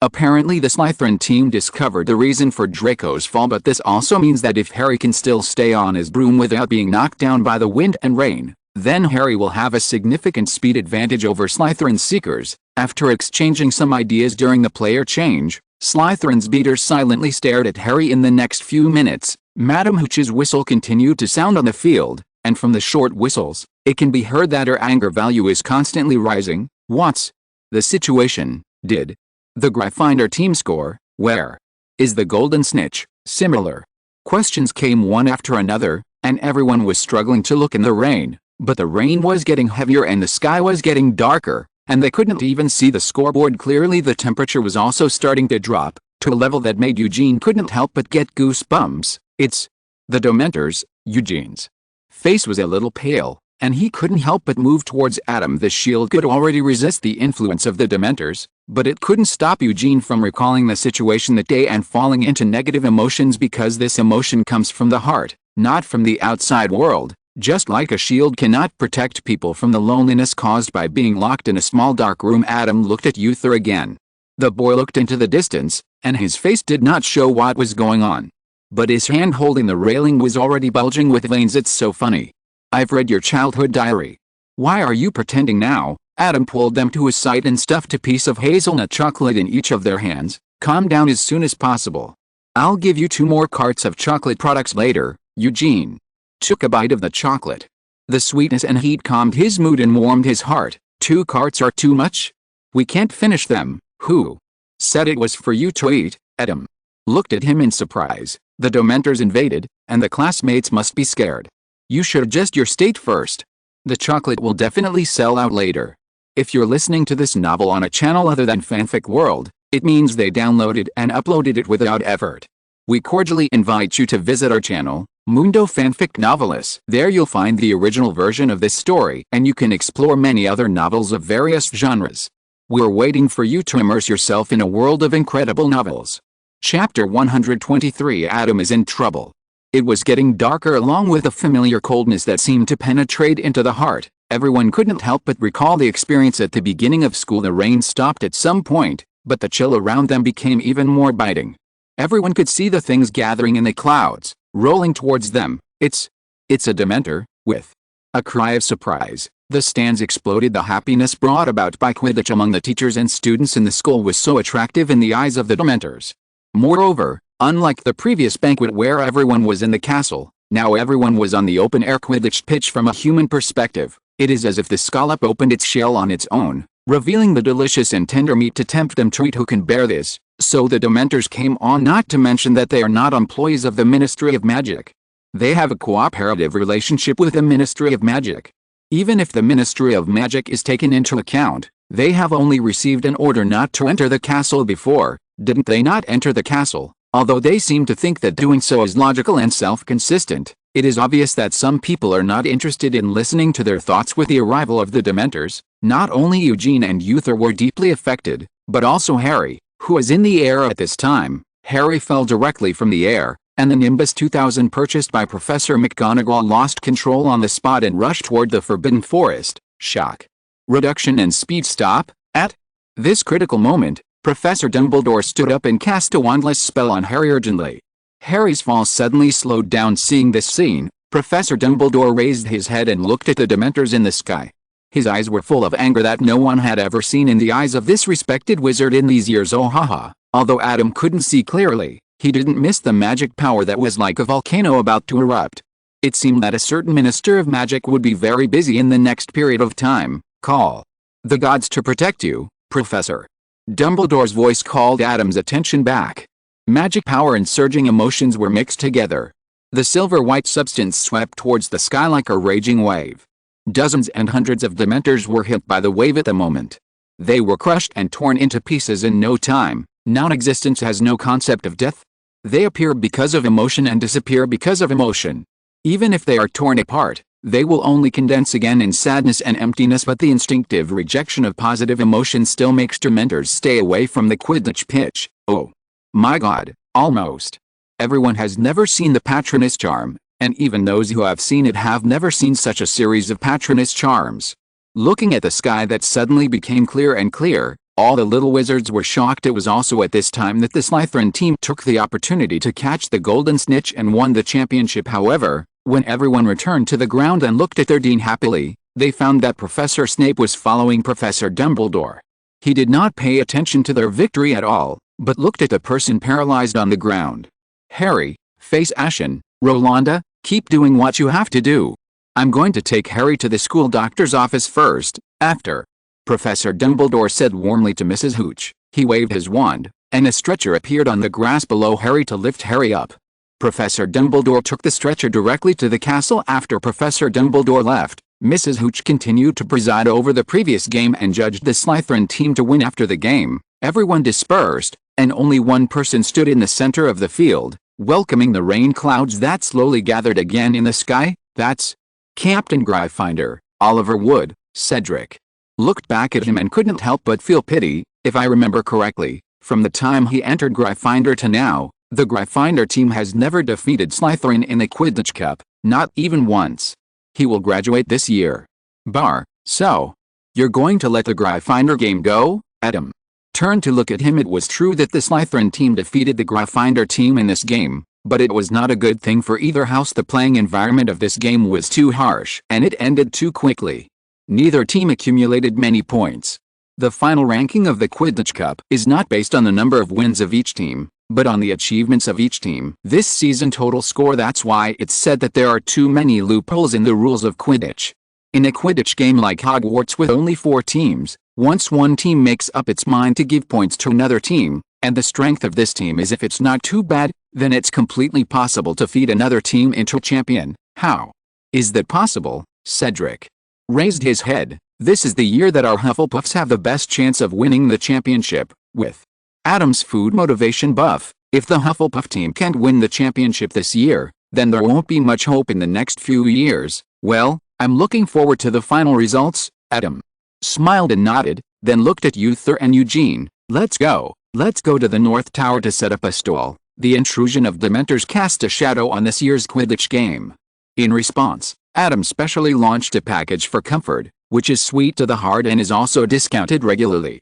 Even the little wizards who are not scared can't help but buy it, and some even buy it for their families. The package is already discounted, and now it is discounted even more? Isn't Adam losing a lot? I want to buy 10 sets. Looking at Seamus, who was about to pay, Harry hesitated, but this is specially prepared by Adam for people who are scared by Dementors. Isn't it bad for us to take advantage of it? Actually, I was scared by Dementors, but I can't see it from the outside. Seamus's behavior of lying with his eyes open attracted Harry's disapproving eyes. The twins didn't know when they stood behind the crowd. After hearing Harry's words, their expressions were a little complicated. Yes, Adam is losing a lot. If everyone in Hogwarts buys one more set, Adam will go bankrupt. If the defeat in the first Quidditch game made the Gryffindors feel a little depressed, then the defense against the dark arts class that followed caught them off guard. Your defense against the dark arts professor is sick, so I will take over this class, Professor. Snape stood behind the podium with a gloomy smile. Adam felt that Professor Snape's current mood should have little to do with the green plum flavor wolf poison potion he had brewed before. The main reason is that Professor Snape is born to love to laugh. What does it have to do with him, an ordinary badger passing by? Adam thought so after being specially looked at by Professor Snape. Your original progress is really too slow. After explaining why he came to class, Professor Snape madly dissed a certain defense against the dark arts professor for his incompetence, and then gave everyone a defense against the dark arts class that was a little ahead of everyone's current progress. The main content was how to identify werewolves hidden in the crowd and how to deal with the werewolves. Next class, I want to see each of your papers. After assigning the homework, Professor Snape floated away, leaving behind a wailing "There is no way." Professor Lupin was not only humorous in class before, but also almost never assigned homework. It's not like this time. A 3-foot-long paper. Does Professor Snape have a grudge against werewolves? When packing up his books and notes, even Eugene couldn't help but complain he needs to participate in Quidditch training this year, plus 2 elective courses and help Adam run the store, so he doesn't have as much spare time as last year. Hearing this, Adam couldn't help but look at him. He hasn't heard Eugene's divine prophecy for a long time, and he still misses it. In response, Adam could only squint his eyes and agree, who knows? Chapter 124 Dead Friend. A lot of things happened in just a few days. The Dementor breaking into the Quidditch field attracted most of everyone's attention, and Professor Snape's paper occupied everyone's weekend time. So when we saw Professor Scamander again, we didn't remember the content of this class for a while. It's okay. I understand that you may not be in such a good state during this period, Professor. Scamander smiled sympathetically, and then said, so we only need to learn a set of movements in the first half of this class, and then pass them one by one with me and Adam in the second half of the class. The homework for this class is to master these movements well. The so-called set of movements is probably squatting, dancing, back, lifting the robe, twisting the buttocks, rolling. This set of movements. The complete courtship dance is just repeating this process. accompanied by leg movements that imitate the steps of the poisonous horned beast. Imitating the complete courtship movements, the little wizards immediately wailed, but some of them brightened their eyes and looked at Adam. Why do classmates embarrass classmates?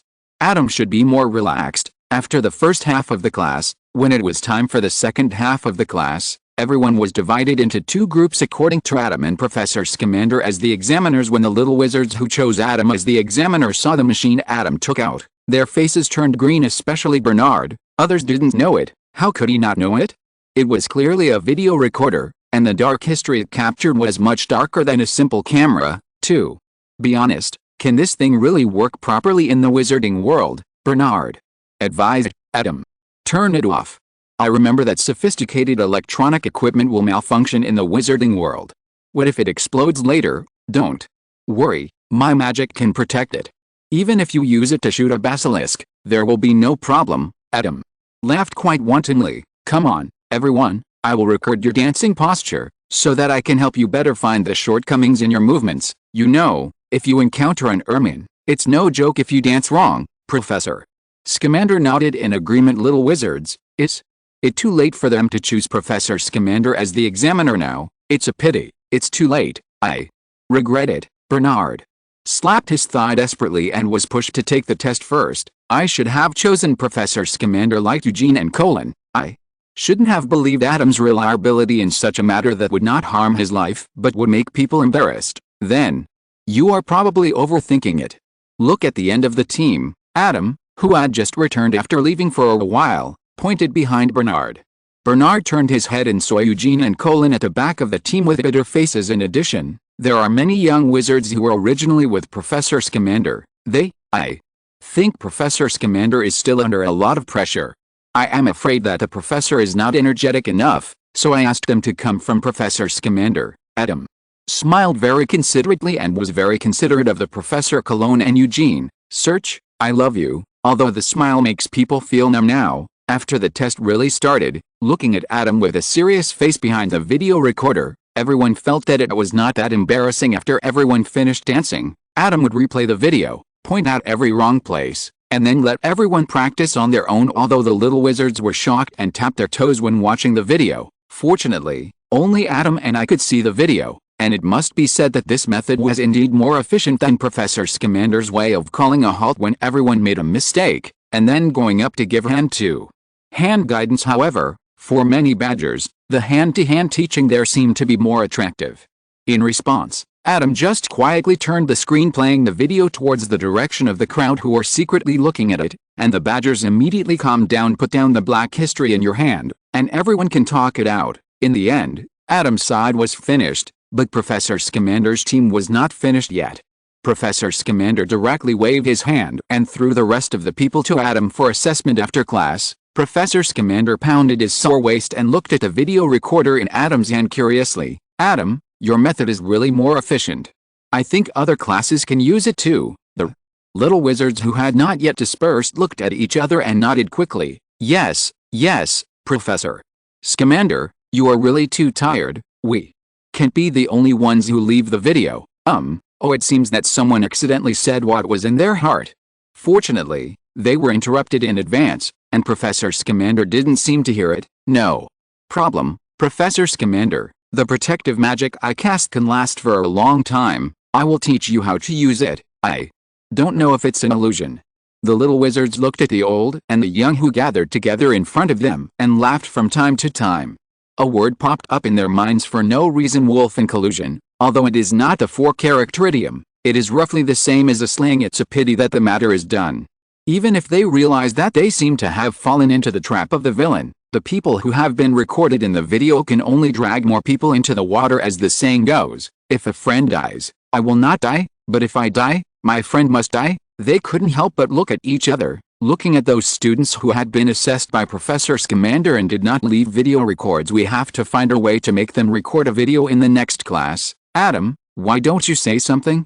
I'm scared. After returning to the dormitory, Colin looked at Adam, who had been silent all the way, with some uneasiness. The other three nodded repeatedly. Even if he took out their videos and teased them, well, it should be said that he teased them. Even if they had to experience social death, it would only be a matter of a while instead of hanging them like now. making them feel anxious, not knowing when social death would come. Huh? Am I such a person in your hearts? Adam looked at them and was a little shocked. Aren't you such a person? Everyone was more shocked than him. Remember, when you found out we were afraid of cockroaches, you developed 99% realistic cockroach candies overnight. Cologne counted them on his fingers. That thing is half the size of my palm, and it can even fly. Bernard couldn't help but add, ahem, I saw that you had only seen German cockroaches, so I wanted to help you broaden your horizons. Remember, when that cockroach candy fell from the ceiling and landed directly on the table in front of Eugene, and he almost smashed the table, Uther also said, huh? Adam frowned. There is such a thing? Impossible. I clearly remember that I didn't do such a thing. Eugene, Eugene, Eugene, seeing that Eugene was about to faint, Cologne quickly changed the subject. What about you scaring me in the middle of the night after showing a horror movie? Cologne was so angry that he trembled all over when he thought of this. Well, he must be angry. I can only say that it was a good thing that he went to the toilet to pee cleanly before seeing that scene. If he had seen that scene before going to the toilet, he probably wouldn't have to go after the horror movie. Oh, that time, I was simply woken up by the noise of you going to the toilet, so I opened my eyes to take a look. It was an accident. Speaking of this, Adam remembered, when can we watch a movie together again? No. X2 Bernard and Uther showed some interest. Adam smiled innocently. Hey, movies are not just horror movies. This time I'll show you something healthy, sunny and positive. Chapter 125. Look what I found. A wild. Whether everyone believes in health, sunshine, positivity, etc., Adam believes it anyway. As for what exactly is being played, he uses stories written for you to play stories that exist because of you for everyone. Isn't it reasonable? Let's eat some Elysium ice first, then eat Mr. Himiko's chocolate door, and then we'll see how they are doing. If they can still hold on, Adam will still have the Titanic, the loyal dog Hachiko, and go to the moon. I think. Look at what Adam has here. The main one, quadratic pixel-style love, friendship, teacher-student relationship. Knives are deadly. While the roommates were telling wonderful stories about feeling healthy, sunny and positive, Adam happened to encounter a big black dog chasing mice everywhere in the castle. With a click of Adam's finger, Peter Pettigrew, who was on the run, felt a sense of weightlessness. He casually pinched a hollow candy ball, threw Pettigrew in, and sealed the mouth, leaving only a breathing hole. Adam looked at the little mouse inside the transparent candy and smiled. Pettigrew knew about Adam. He had eaten a lot of delicious food with Ron. He also knew that this was a Hufflepuff who loved magical animals. Judging from his smile, he would not sit back and watch him being transformed into an animagus form. Sirius ate it, so he finally breathed a sigh of relief and smiled as if he had escaped from the disaster. As for whether Sirius would take the risk of being captured by the Dementors and change back to his original state to tell Adam the truth, that would only happen if Adam was willing to believe this wanted criminal. However, before Pettigrew could be happy for too long, he suddenly felt a tremor under his feet. When he turned around, he found that there was a neighbor next door. The shrunken Sirius was actually put into the candy ball and was right next to him. It was caused by Sirius, who was next door staring at him fiercely and reaching out his paw to hit the candy ball. Oh, look what I found. A wild big black mouse and a big black dog. This is not the place to talk. Adam walked towards the room of requirement, and at the same time, he plated 2 sugar balls as if they were bounding iron balls. The dog and the mouse suddenly felt like the world was spinning. Sirius's legs were relatively long and could support the surrounding area. Pettigrew was directly there. The ball started rolling after finally stopping. Both animals retched and almost vomited themselves covered in yellow water. Let me think about it. How to cook it. Sirius, Pettigrew, were they too dizzy just now, and were they hallucinating? Why do you hear, for mice, they seem to be able to cook a lot but not a lot. If I insist on making them into mutton skewers, there's no problem. But let's be serious. Can we make them into 3-piece dishes? Adam muttered to himself and introduced the origin of the name Sanzir. Wash the mouse, remove its hair and put it on a plate. It screams when it is picked up by the chopsticks, then it screams when it is dipped in the sauce, and it screams again when it is bitten. As he spoke, Adam glanced at Pettigrew and showed disgust. It's a pity that it's better for Sanzir to use a newborn rat that hasn't opened its eyes. Forget it, this rat is too dirty, let's feed it to the basilisk. Patty ruse. Hair stood on end as he heard this, and his eyes went blank. Is this guy really a Hufflepuff? Does Hufflepuff's love for animals mean that she likes to bring them to the table? And what the hell is feeding the basilisk? In comparison, dogs are much better than mice. The dog meat rolls 3 times, and the god can't stand still. It's a little thin, but it looks like a wild dog, so you can eat it with confidence. You have to remove the odor first and remove the fur. Pull it out, then take off the balls. Serious. Fur all over his body trembled, his tail was suddenly sandwiched between his legs, and he looked at Adam with a horrified look on his face when he saw Adam pulling out a long-handled weapon full of spikes. Sirius quickly changed back to his original shape without even bothering to hide his identity, only to be still shrunk and locked in a candy ball. Wait a minute. Wait a minute, Adam's eyes turned to Sugar Ball, with a surprised look on his face. A dog that can turn into a human? I've never seen this before. Sirius almost choked, but the good news was that the other party didn't seem to recognize him. He quickly raised his hand. I'm not a dog. I'm a human. I'm a wizard. Adam squinted at him for a while, then suddenly said, You said you were a wizard, but where is your wand? Sirius touched some of the tattered clothes on his body and fell into silence. Good question. He is a prisoner who escaped from Azkaban. His original wand was kept in the Ministry of Magic. Where can he find it now? So, how do you prove that you are a wizard who turned into a dog, and not a dog who turned into a wizard? Can a dog turn into a wizard? Wizards can turn into dogs. Why can't dogs turn into wizards? Wizard, dog. I am a dog that turned into a wizard? No, I am a wizard that turned into a dog. Sirius felt his brain become confused, shook his head, and directly put aside the topic. Do you know about the animagus? Adam narrowed his eyes, not very satisfied with the effect of the psychedelic magic. He had researched the combination of magic cards and sound cards can indeed give the sound a psychedelic effect, but the effect is far from what he imagined. Even if he uses words to interfere with the other party's thinking first, even Sirius, who is in extremely poor condition, can't control it. Maybe we should give up the fantasy cards, add substitute cards, and try to directly change the opponent's concept of wizards and dogs. But in that case, do we still need to retain sound cards as a medium? Thinking, Adam habitually rolled up the sugar ball in his hand. Wait a minute, squeak. I don't. Adam, whose magic power has been slowly increasing, has finally mastered most of the magic on the Clow Cards through unremitting training in the 3rd grade. Because the learning progress of the remaining Clow Cards was too slow, Adam chose the latter between continuing to study the Clow Cards that he had not learned and studying the new tricks of the magic he had learned anyway. He was free, so Adam directly started to arrange and combine the Clow Card magic he had learned. It was also in this process that Adam accidentally discovered many wonderful ways of playing that he had not noticed before. For example, under the amplification of the Force card, the Wave card can be used as the Tremor fruit, and the Floating card can increase gravity or flexibly control it as telekinesis, but those are not important.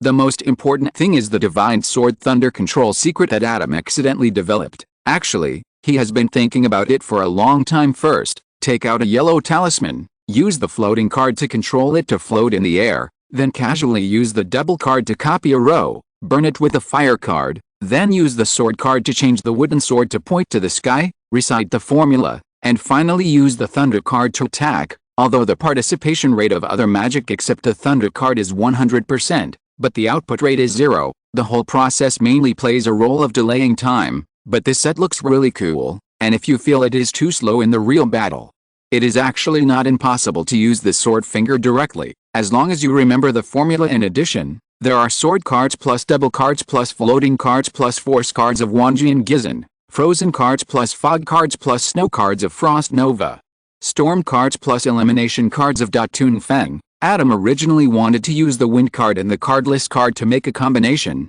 but unfortunately he couldn't do it. He didn't fully learn the magic of these 2 cards, and his own magic couldn't withstand such a creation. But he believed that one day he would succeed. Don't underestimate the bond between me and the Immortal Lord. Adam raised his hand and clenched his fist, and at the same time finally stopped dribbling the ball.